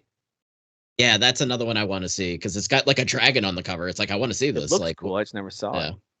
Ponyo, I also never saw that. That one we saw more recently. That was a big U.S. release. I remember. Yeah, it was. US that one's really sweet too, and like visually like insane. Like that was when I was first introduced to who they were because I started paying attention to the Oscars at that point. Yeah. Okay. Like there's a lot of water.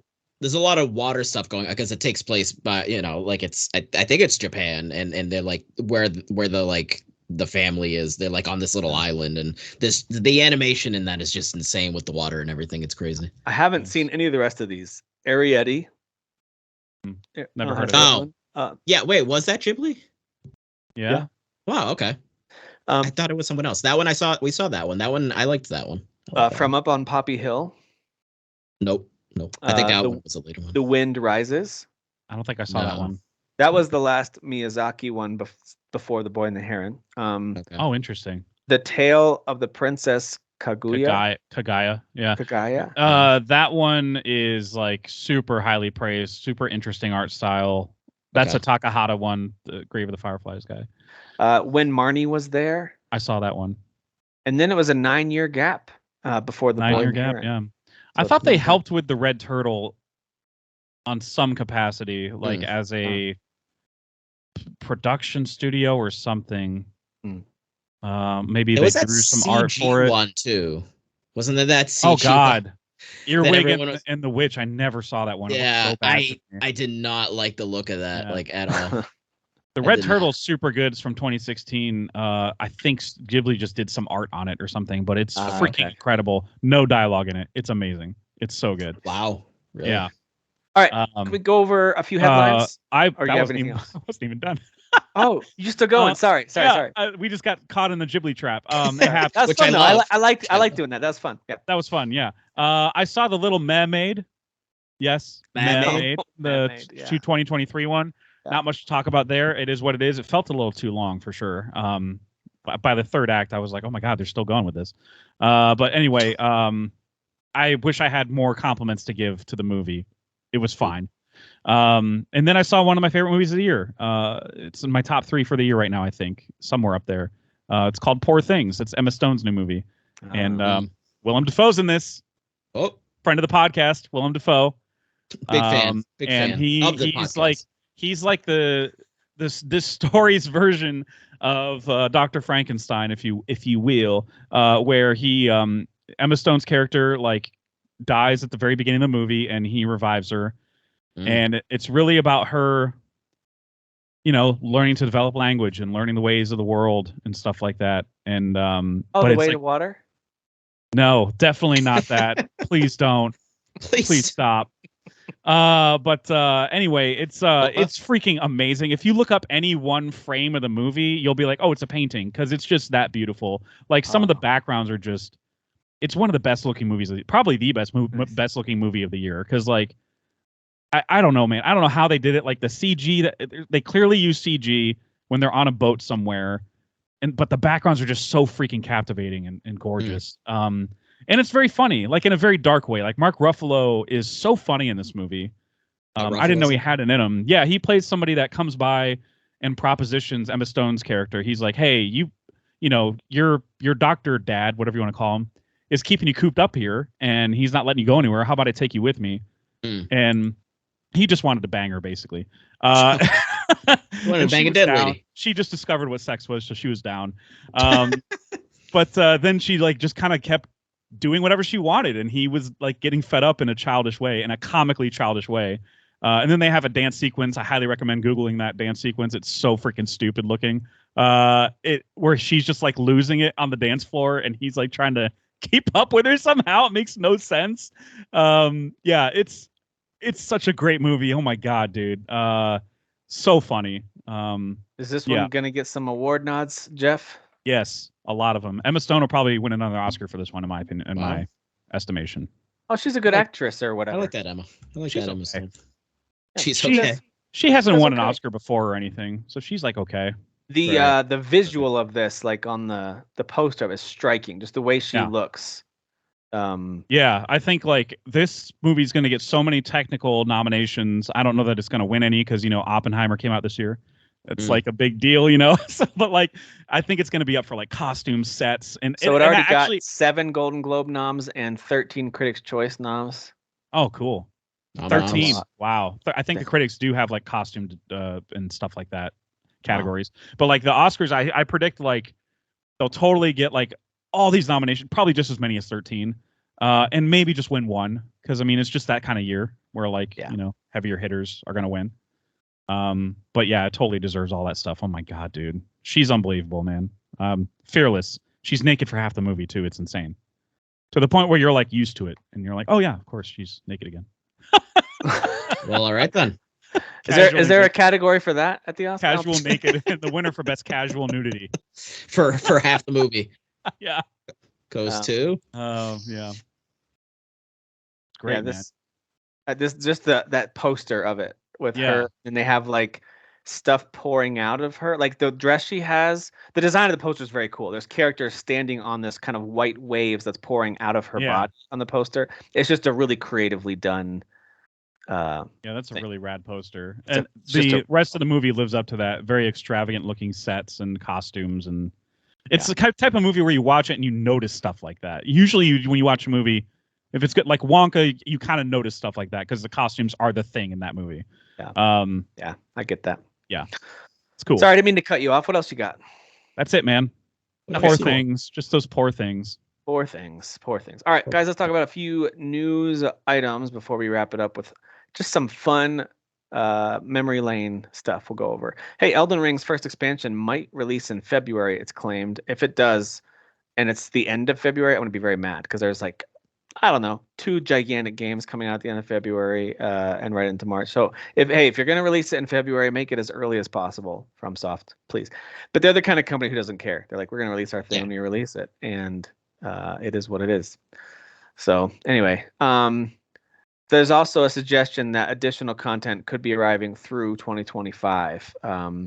This is all according to this retailer that uploaded the listing it shouldn't have. So whoops. Oopsies. A lot of times when it's a retailer leaking something, there's a little bit more legitimacy to it as opposed to a guy who has a cousin who works there or whatever. So sure. Anyway, there's that. Where did you see where did you see that again? Just on Video Games Chronicle. The Elden Ring's first expansion released in February. Yeah. Oh, okay. So I was never mind. It wasn't in the okay. I didn't add that one yet. I was just glancing to see what I've missed over the last day or two. Sorry. Dare you. Hey, so the Game Awards apparently had a lot of viewers. It broke its viewership record with 118 million live streams. Back in 2022, it was also its highest up to that point, but this is a 15% growth over that. So 9 years in a row, Game Awards viewership has increased. So like Dan says, with capitalism, at some point it's going to collapse because you keep wanting increases every year. Sure.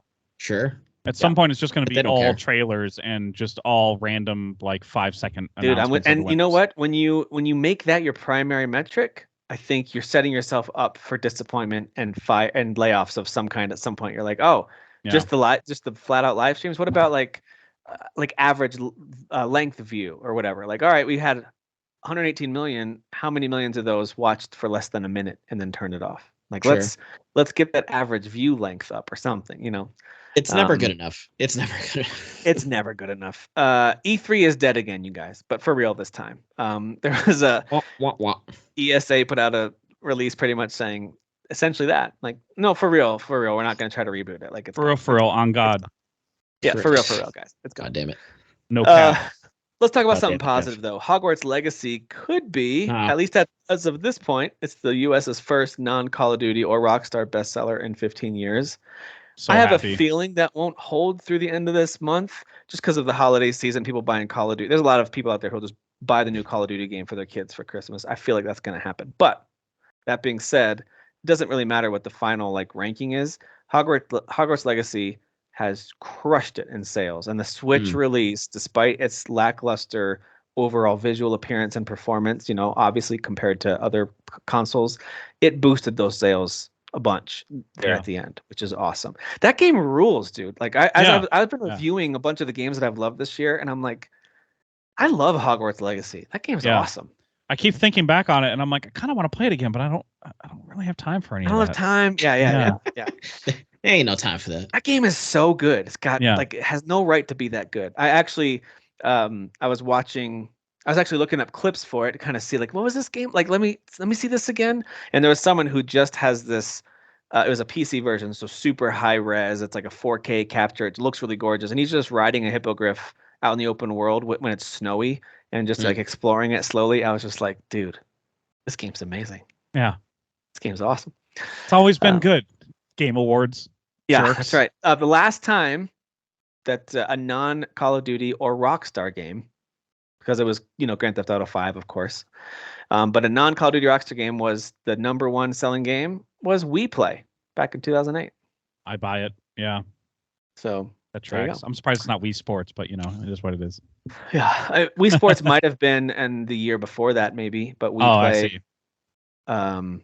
Was after I don't think I ever played Wii Play then. I think it was just Wii Sports in my household. I think Wii Play came with a controller in the package or something. It was packaged. It was the Wii Play with the Wii remote. Like the Plus, right? Didn't it have no, maybe it didn't have the Plus yet. No, because that was Wii Sports Plus. That was Wii Sports Plus. Yeah.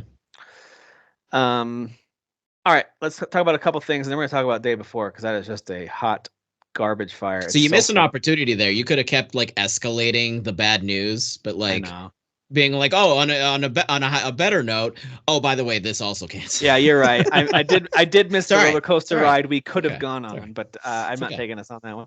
I don't know if you guys remember during a Nintendo Direct in, I think it was the August or September, whenever they did one early in the fall or late in the summer, they talked about Saga Emerald Beyond, and I just remember doing this in reaction to it, where I was like, is this a remake of one of the Saga games I haven't played? There's a whole series of those games. Turns out it's a new game in this series called Saga Emerald Beyond, and it's coming on April 25th of 2024. This game does look pretty cool. That does actually ring a bell. Yeah, this game does look pretty cool. There are a lot of rumblings right now about the mid-generation upgrade for the PS5 and Xbox Series X. Lord, we expect that, right? That always happens. It does, but I feel like I just got mine, even though I didn't. But now one of the big details, at least, about the PS5 Pro or whatever they would call it, they'd probably call it that. Let's be honest. Yeah. But one of the rumblings about it is a potential DLSS style solution where it is actually showing things at a higher resolution, and it's allowing the system to not essentially overheat trying to display these incredibly high resolution. I don't even understand that.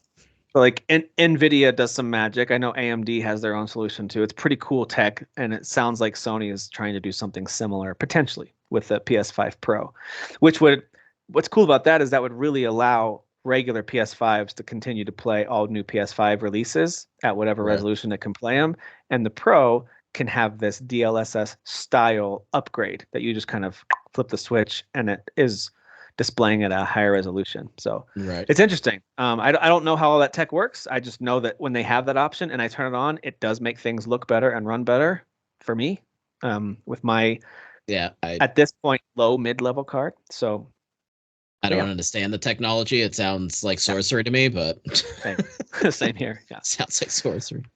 Falconeer sequel. There's a game called Falconeer that was a launch title for the Xbox Series launch title. Is a sequel coming out called Bulwark Falconeer Chronicles. So that's been announced. It's actually coming to both PlayStation and Xbox. Because I hated that first game, so that's perfect. Yeah, Falconeer was not good. What but are they doing? It's got a sequel. Okay. It's got a sequel coming.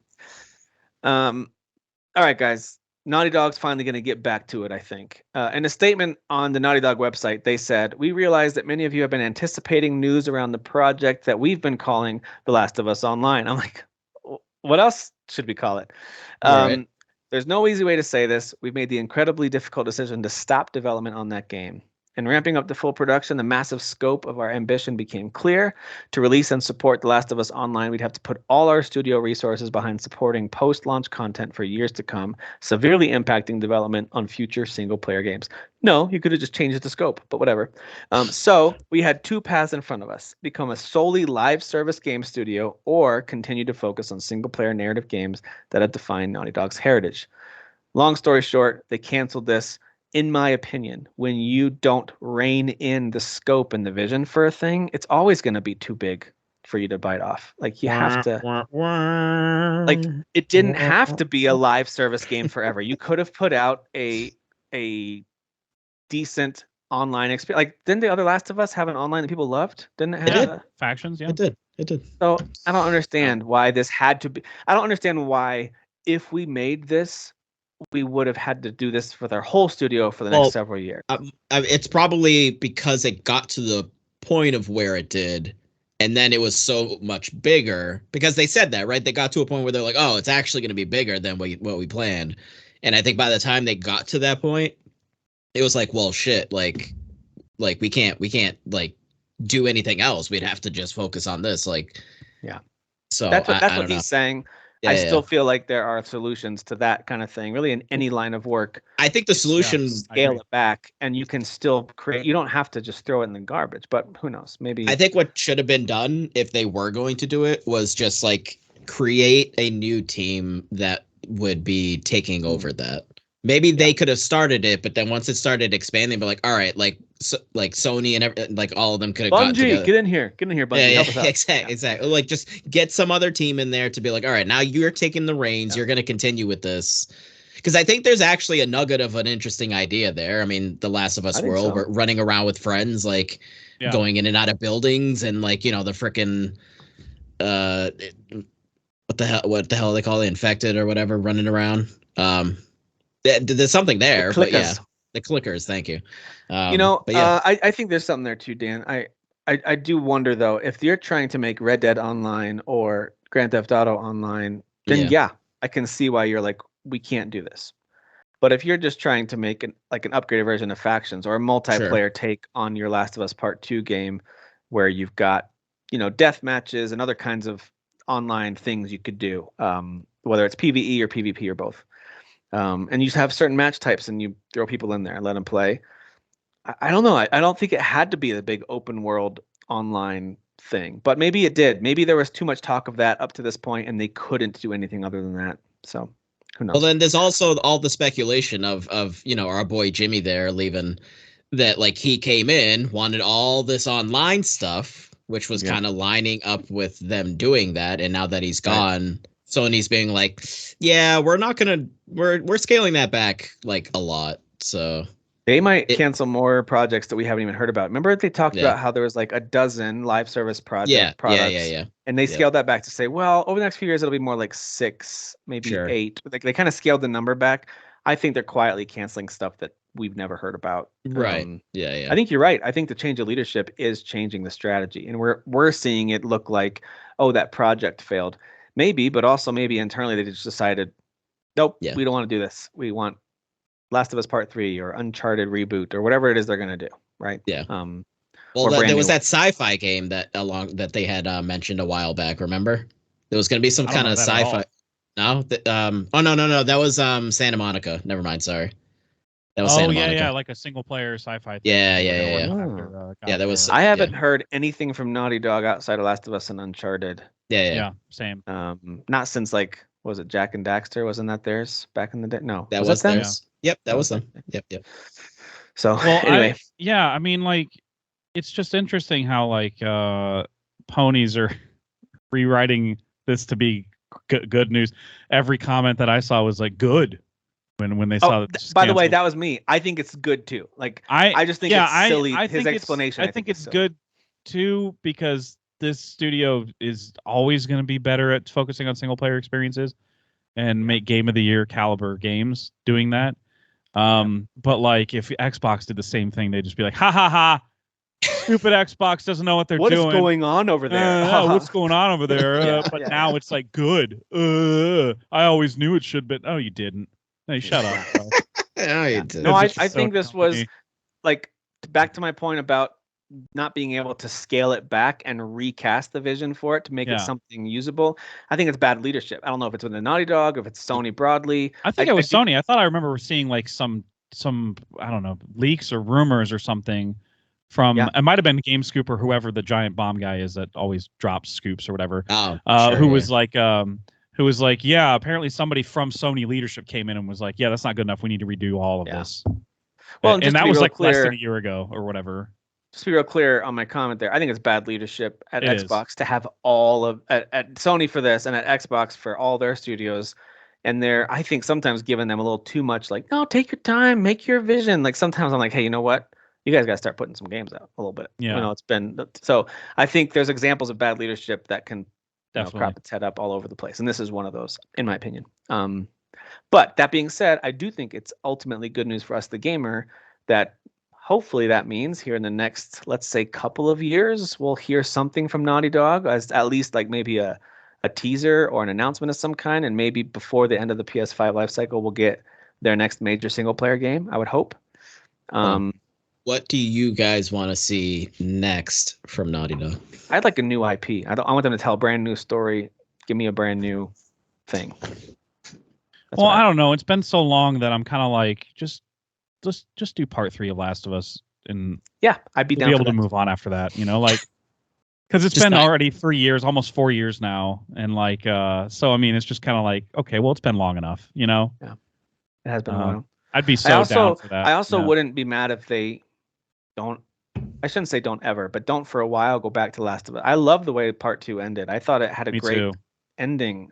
Wouldn't it be something too if they came back to it by the time that Ellie was like Joel's age in the first game or something like that? Dude. Or like they just wait that long, you know what I mean? Like to come back to it. That would be really interesting. It would. I totally agree with that. But yeah, I'd like to see, because I think they are expert storytellers and character creators. And totally. I'm really interested to see, all right, what are the next characters they're going to create that I know I'm going to be fascinated by, and what story are they going to tell? So anyway, that's my take on it. Kyle's not here, so we'll try to inject a little P into it. That means positivity, guys. Don't get weird. Just put some hot P in there. Yeah. Hot positivity. Hot positivity, yes, obviously. That could be construed in a couple. Jeez, Dan. Ugh. All right. Sometimes it's warm. The day before might be the biggest dumpster fire in the gaming world we've seen in a long time. So this studio, fantastic. They don't even have an A in there. It's just fantastic. Fantastic. They closed 4 days after the game released. Did I have the timing right? I think it was 4 days after. Yeah. And so here's the announcement. Today we announced the closure of Fantastic Studio. This is on the website. Unfortunately, the day before has failed financially, and we lack the funds to continue. All income received is being used to pay off debts to our partners. Yikes. What? Oh, so I have to stop there. What income? Because Steam doesn't pay out until like 2 months from now. That was before Steam removed it from their store. Yeah. It's now gone. You can't. I don't think you can go buy it anymore. Yeah, but even then, Steam does not pay developers until like a month or two later. I'm pretty sure everyone returned the game. I don't know if anyone's. Maybe a few streamers still own it because they think it's funny. It's like a novelty. Yeah, it is a novelty now, but it's just funny that they're like income received. And I'm like, you didn't get any yet. You didn't get any yet. Steam doesn't work that fast. Yeah, I think with the debts to the partners, it sounds like they had a lot of investing partners. The game trailered really well. Like it was like, ooh, this is cool. Like they tricked everybody. And part of me is like, did you trick everyone, or did you? It's not like you were that sneaky. You just lied. You just lied. That's all you did. Yeah. So like, it's not like you're that sneaky. Once the game came out, even before it came out, people were like, something's weird with you guys. Yeah. So this is what they said. We invested all our efforts, resources, and man hours into the development of Day Before, which was our first huge game. We really wanted to release new patches to reveal the full potential of the game, but unfortunately, we don't have the funding to continue the work. Yada yada yada. So these guys. They not only had a game that completely crashed and burned. Oh, nice. I like it. This game completely crashed and burned, but then they shut their doors. I don't know if this is true. I have heard that they actually just changed their business name. That's what I heard too. That's what's in the Steam. Some people that have access to like the Steam developer tools or whatever, they were able to like look at the code, and everything that says fantastic now says, I think it's 8 points or something instead. Yeah, it's 8. Some with the number 8 in it. Yeah. So I think they just changed their name, dude. Yeah. They basically. What was the name of that Fire Festival or whatever? What was that? Yeah, it's Firefest, a video game. Yeah. With a Y, Firefest. Yeah. Firefest. That's right. Yeah. But also, it's what's that Halloween store? The party. Spirit Halloween. Yeah, Spirit Halloween. They're Spirit Halloweening themselves. Yeah. And then it's gone. Like it takes over some old Hobby Lobby area, and then it's gone. There used to be a furniture store here in my area that would like change their name, I swear, every year, because they would just constantly file for bankruptcy and game the system and change their name, and flip assets in the same way this video game company did. Wow. Yeah, dude, super shady. Yeah. Agreed. Yeah, so there you go. That story came to a quick and ugly end. Although beware, it's still not. I think we're still getting nuggets of info, especially from people that were contracted by them, and like people that used to work for them on this project were like, "Yeah, it was never an MMO." Like, so this needs to be a documentary, even if it's like a 30-minute YouTube thing. We're like thing. waiting for more info, and then they're like, "Okay, let's make a documentary." Give me a full behind-the-scenes documentary. Let's get some whistleblowers in here. Let's get this thing. I want to see what happened. And then the developer on Twitter being like, "Oh, shit happens, guys." Oh my god, dude! My gosh. Great look. What an idiot! What an idiot! What a He's loser. such an idiot. Honey, look, I'm hand gliding. Now I'm closed. Yeah. All right. I think that's everything for headlines, unless you guys know of something that I missed. Did I miss anything? What I miss? No, that was all. That was all the sad stuff, right? Wasn't there something? Sad stuff. Hey, Activision Blizzard settled the discrimination lawsuit. There you go. Boom. Good job, Microsoft. Activision. Good job, Phil. Good job, Phil. By the way, did you guys good leadership? Did you guys see The Last of Us, the main menu screen? Did you see that? So that leaked, and it just looked like a live service game. So it's like, okay, well, it's for the best then. Yeah, that's the last thing PlayStation needs is one of those. I'm sorry, they just. I actually wanted to ask you guys, since E3 is dead, and that's actually like really profoundly sad, because I mean E3's been around for so long, and like so many good memories. We've talked about them plenty of times, like the E3 of Dreams, and God of War with the orchestra, and like I mean, there's just the Final Fantasy VII remake review. That's the E3 Dreams. The E3 Dreams. Yeah. Even the funny ones, the Kaz Hirai, was it $5.99 US? You'll get a second job for this, and Ridge Racer, or Peggle 2. Remember that guy? Giant enemy crabs. The guy playing Wii drums. Yeah. There's a lot of good stuff there, man. There's just so my body is ready, right? My body's ready. Yeah. My body's ready. There's just so many good moments, There's a lot of good ones. I agree. It's really sad. Only reason it's not hitting me quite as much is just because it's been gone for 3 years now. Yeah. And we have alternatives. I think it was 2019 was the last time we had a real E3, right? Does that sound right? It was right. I mean, it was whatever year right before. COVID was definitely what, killed it. COVID killed it. Yeah. Pretty much. And they tried to, bring people back, and just didn't hit the same, Yeah, I agree. Yeah, no, but there's certainly, and that might be a good topic for a future episode too. Like, hey, let's talk about some of the best E3. We could even bring out some YouTube clips and watch some of the best E3 moments. I still like the some good ones.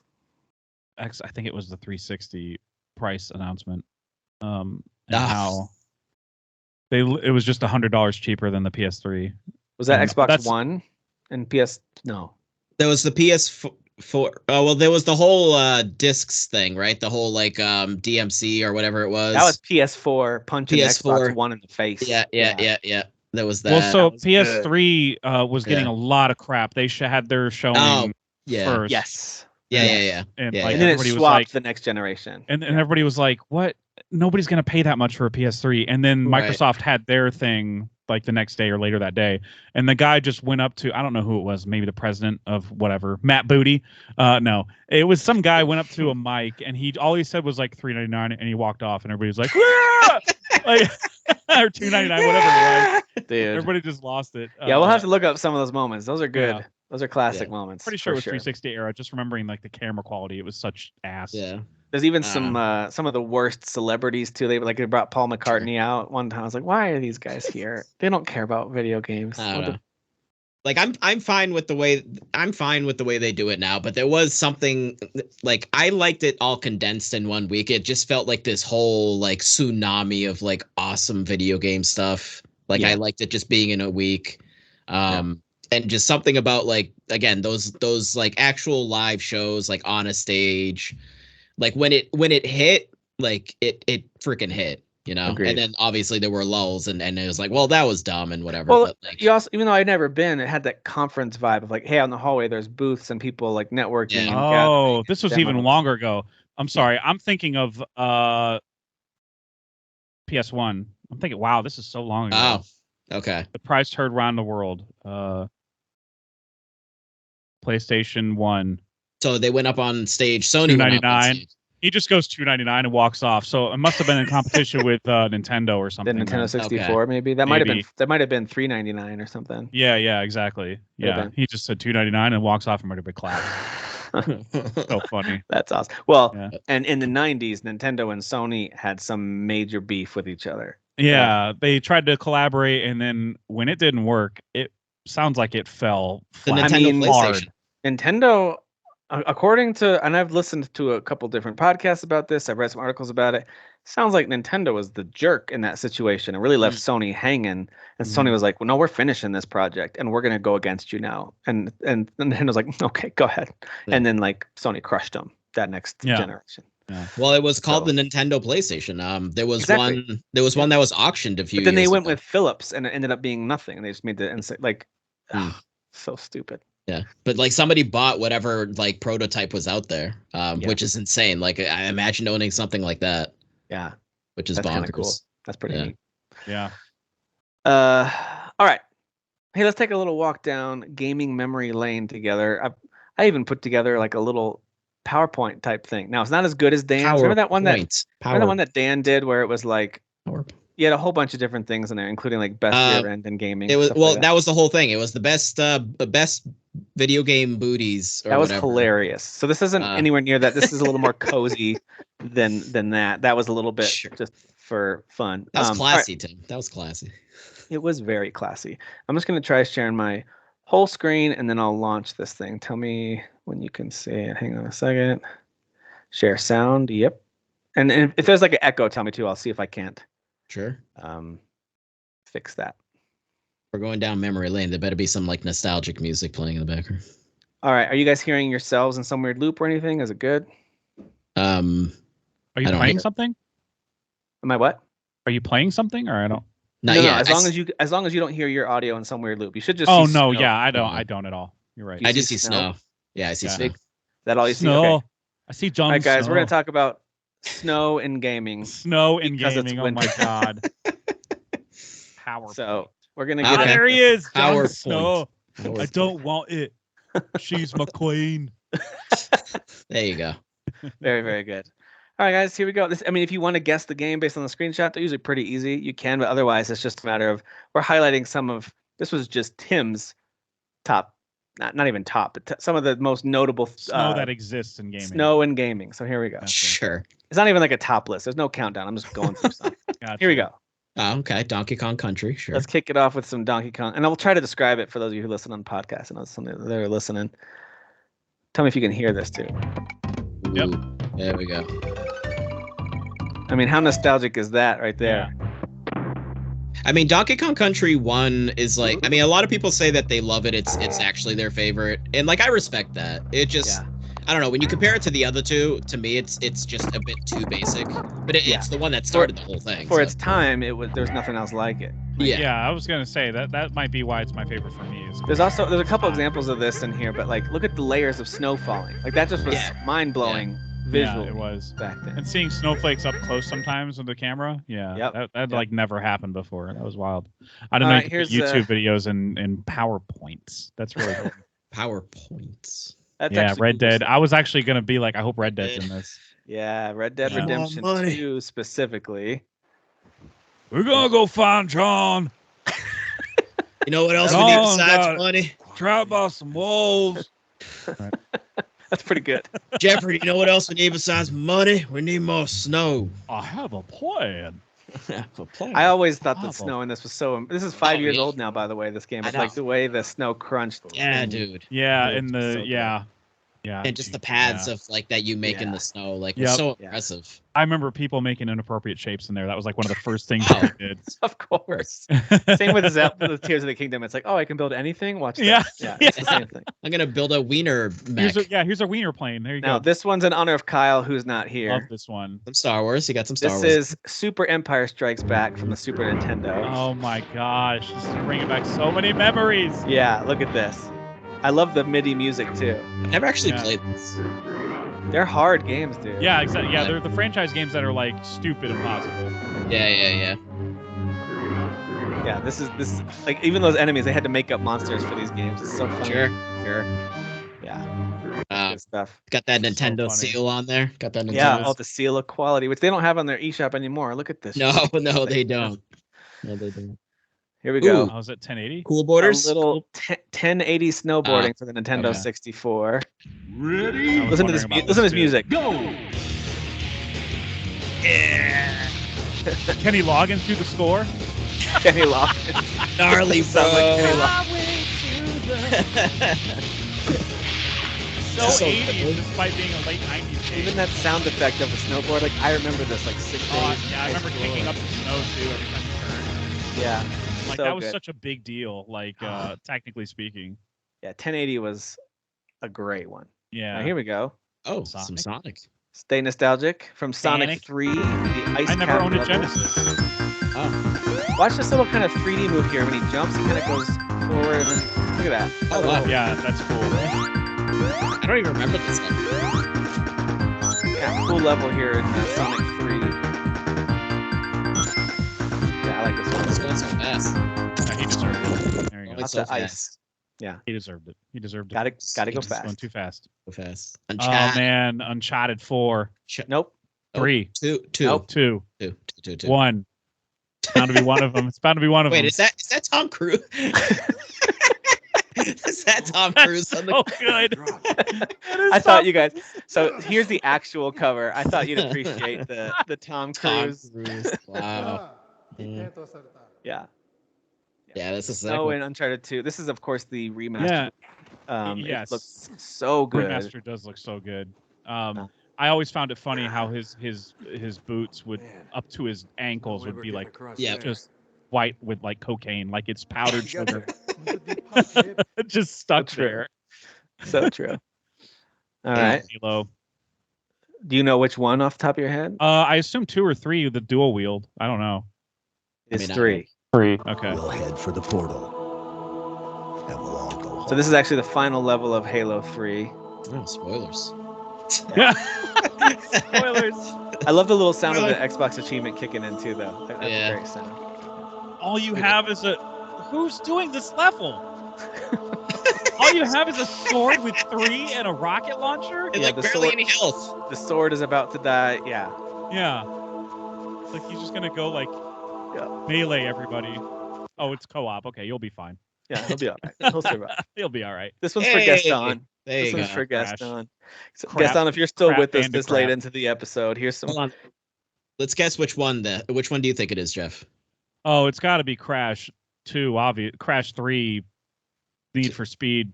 I don't know. All right, you just said all of the things. You said all of the things. I'm gonna be like 2. between Crash 1 and 4. Yeah, that's good, Jeff. That's good. Okay. Yeah, is it 2? I got it, didn't I? It is 2. Nice. There you go. There you go, Gaston. I got it. Of course, this clip is from the Insane I was wondering why it trilogy. looked better. It's the Insane Trilogy. The PlayStation 1 version, of course, much more pixelated than this. This is a crisper version of it, but it actually looks really nice. Yeah. They did a good job with the reviews. They did a really good job of it. Yeah. But Remakes this, of course, is a classic. I always loved how he ice went level. across the ice. Yeah. Good time. Take Gaston. This game's pretty fun, dude. Props to you, buddy. That one's especially for our buddy Gaston. Those are 4 especially, I think. I'm just happy he's playing Hi-Fi Rush. It's true. Valheim? Oh, this is no? that game, you know, that's that one game. Hold on. You have to yell it, Dan. You can't just see it and not yell it. Have you guys played Valheim? I was about to say there you go. Valheim. You guys played Valheim? I thought I said that, and I was no, like, you did. I was being a wise guy. Did you not hear me? Oh, okay. No, yeah, you said it. You said it first, but Dan always yells it whenever we talk about it. So. Oh, okay. Yeah. I missed a bit. So it's funny. People sometimes see Valheim like, it's one of those kind of like pixel indie games. But sometimes when you see views like this, like looking down the side, no. I still think the visual in this. No, in full 4K, game, especially after being updated so many times over the years, it looks so good. It looks really good on PC. The sky has always looked beautiful. Like this game. Yeah. You guys seen the sky of Valheim? The cliffs are, you know, they're not the best cliffs. I mean, but the cliffs sky. Cliffs are pretty good though. It also, for people who love Skyrim, it scratches that itch of like, you see a mountain over there, you can go to it. Is this your No, this is not me. This is all of these, by the way, are not owned by me. They're being streamed right from YouTube. So we're giving them views. There you go. You're welcome. What's this one? Ghost of Tsushima. Ghost of Tsushima. Yeah, there you go. And whoever's playing this one actually used the real Japanese voice, as we hear in a second. But I loved the way they did crunchy immersion. Dude, yeah, the crunch in the snow sounds so real. Seeing who he's picking it up too behind him. Even good crunch. Like look at even the snow like on the buildings and stuff. They just did a really good job with the snow in this game. When he kicks it up behind him when you're on the dirt trail, it looks so good. Really, really good. Can't wait for their next game for Sucker Punch. Oh my gosh, dude, me too. Yeah. Ghost of Tsushima. Classic. Game of the year 2020. There we go, Dan. Mario 60. Oh my god, I'm getting PTSD. Trying to collect all the stars. That goddamn PMSD. Yeah. That is loud. Listen to that dumb penguin. Oh my god. Nice. Why am I tense and so rageful right now? I hate these snowmen. Those goddamn man. For good reason. Yeah. All right, that was Mario 64, obviously. Lord, on Cool Mountain. That game caused a lot of outrage in my house. At that age. Good Lord. Ooh. Which one is this? Anyone know this one? This is I'm not familiar. Romance Saga 3. Nope. Well, I'm just being a wise ass. It's Final Fantasy 6, Jeff. Yeah, that's right. Oh, okay. That's right. At the time, though, 3 in the U.S., Jeff. That's right, Dan. See, look, that's the cover. That was the cover when it released. Back in the day. Listen to this melody, though. Listen to this melody. Here we go. Oh. You act like I haven't heard this already on Theater Rhythm. No. Even if you've heard it, you must stop and listen. You know, Final Fantasy. I played the buttons. This is where you go. Yeah, I know the part. Yeah, beautiful music, but of course also great snow in the opening. Very moody opening. Yes. When you're in Narsh, that little village there. Narsh. Jeffrey, the reason why they called it 3, by the way, is because we didn't get them in order like Final Fantasy. What the hell is this? You know. Yeah, it's true. Do you guys recognize this? This looks familiar. Oh, hold on. For those of you listening, Lost Planet 2. It's Lost Planet, not 2, but yes. Oh, okay. Oh yeah, no, 2 was the like jungly one. Yeah. So yeah, Lost Planet, cool. Capcom. Some of the gameplay looks pretty fun too. This is a game I'd love to see Capcom revisit, a franchise. I mean, for them to revisit. That first one was pretty. Yeah, like there was some. I feel like nothing's off the table after Dragon's Dogma. Agreed. But like the tech use, the mech usage is pretty cool here. Yeah. This looks so fun. Yeah, and this was 2008, I think. It was a launch title. So, hey, I think this is actually the gameplay we're seeing. I'm pretty sure it's from the remastered version. But still, it's. What was it remastered for? Just Xbox One or something? I think PS3, because I think Sony. It was exclusive for a while, but then they put it out on PS3. I want to say. I see. Or PS4 maybe. Yeah, somewhere one of those. I forget which one. Okay, we're almost done. Here we go. Oh, Rise of the Tomb Raider. Tomb Raider. Great use of snow in this game too. Some of the best real snow. That opening is just so epic. Top notch. Yeah. But the snow coming up those Of course, it was an Xbox One exclusive, just for like half a year, maybe, right? Yeah, for like a day. For a day. Just one day. I think it came out on the PS4 like that summer, maybe, or maybe it was earlier. Maybe it was like spring that it hit. But I know it was a December game on Xbox One for a little while. Yeah. This wind is crazy. But according to Jeff Keighley in the Game Awards, not worthy of consideration for an award because it's a December Even if we game. don't find anything up here, Unbelievable. your dad would be Stupid proud. Jeff. Look how good that looks, though, man. Keighley. Yeah, for real. And then when you're climbing the walls and having to swing your rope around and all that stuff, oh my god, dude, it's so good. It's a cool game. Actually, doing these, putting these together, has made me want to replay almost all of these. I'm like, I want to play that. Ooh, I want to play that. Yeah. I want to play that. Snowy games. Oh, Mario Oh my god, Kart. Diddy Kong Racing. Diddy Diddy Kong Kong. Racing. Yeah, Okay. check out Frosty Village. I love the little tune for this track too. I don't think I ever played Diddy Kong Racing. We were just Oh, Mario so Kart fun. and that's Oh it. my god, Banjo-Kazooie was in it? See, I never played this either, but I know Banjo was in it, though. The music. I love this tune.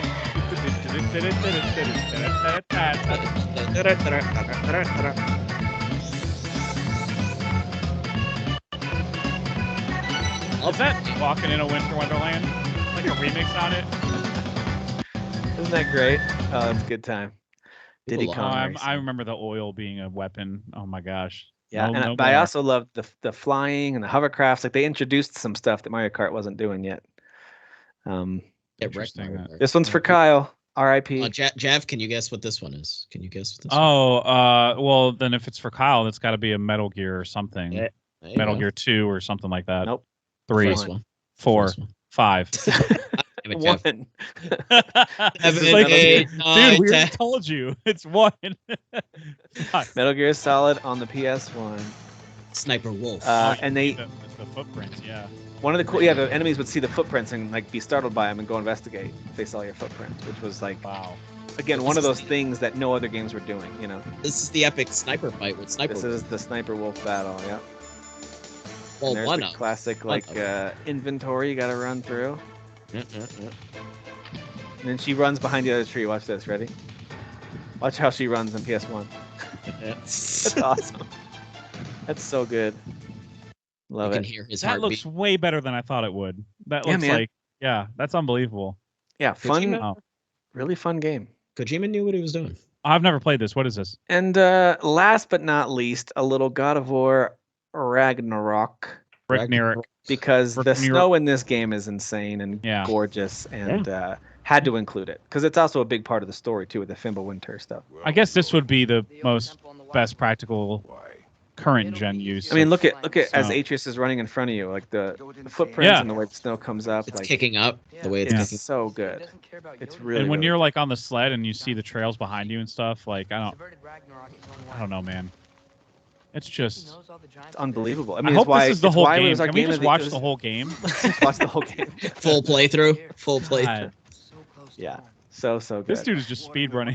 I know, right? He's hauling. Give me the ass. hacks over. Shut up, kid. This is Derek playing. He doesn't want to hear the conversation. Yeah. Right? Yeah. Shut up, boy. Well, yeah, he's not wasting any time. Yeah, not at all. Almost to the bridge. Oh, Man, this Yeah, I so love this good. game so much. So there you go, guys. There's snow in gaming because Snow. it's wintertime. It's Jon Snow. That was fun. Yeah, so there you go. There's Good your idea. walk down memory lane. That's the That's kind me. of snow I like. Oh my god. Like how you wave to yourself. Hi, me. I know that person. Hey, buddy. Yes, there you go. We'll probably do other stuff like that where it's, of course, not snow in gaming, but other walks down memory lanes where we just look at, because it's fun to actually just see old box art too and like clips from old games. I was like, Yeah. this part's actually really fun pulling that Yeah. stuff together. So All right, I'm We'll gonna do go more. play some Red Dead 2 and God of War Ragnarok, and also every other game that was just shown. Mario 64, Diddy doing Kong. all of that gave me very cozy vibes. I was like, oh Yeah. man, a good Red snow Dead 2 level when you're especially sitting is like- at home on the couch playing. Yeah. Like, Red Dead 2 is one of the coziest games. Like, I know there's a lot of violence in the game, whatever, but you Still know what I very mean. cozy. There's so much Yeah. slowness in it. Well, I mean, at your own pace. There Mhm. can be a lot of slowness in it, and just roaming around and getting lost Totally. in it. Oh god, Yeah. I love that game. One of the best of all time, for real. yeah, I guess it's pretty good or whatever. For real. On God, no I cap. mean, it's fine. mid. It's mid. But It's you know. busted. It's mid. All right, well, that does it for us this week. We'll end on that very happy little note. And next week, probably just a couple of little games or quizzes. I don't know. Maybe, who knows? Maybe a full-length episode. I just have a feeling it'll be like, hey, not much happened this week. Let's get back to Christmas activities after we play a couple games. You'll probably hear me go, oh, I just diddled like all of these games that I meant to get to in January or whatever. It might be the opposite of what I'm thinking, where we've all played like 10 new things because we're trying to. Exactly. I have a lot to catch up on. Same. And I'll talk about the Iron Claw next week because I'm seeing that Thursday night. I cannot wait for that movie, dude. That's my last most anticipated movie right there. Jeremy Allen White and Zac Efron, right? Yep. Oh, and that one. A lot of those brothers died, dude. Oh, damn. If you know anything about the Von Erich family. Yeah, a really sad documentary. Was that part of the Dark Side of the Ring? Yes, it was. Yeah. Okay. Yeah. They interviewed the surviving brother. Yeah. That was a good documentary. Yeah, very. All right, dudes. Thanks for being here. Thank you all for watching and listening. We'll see you next time. See ya.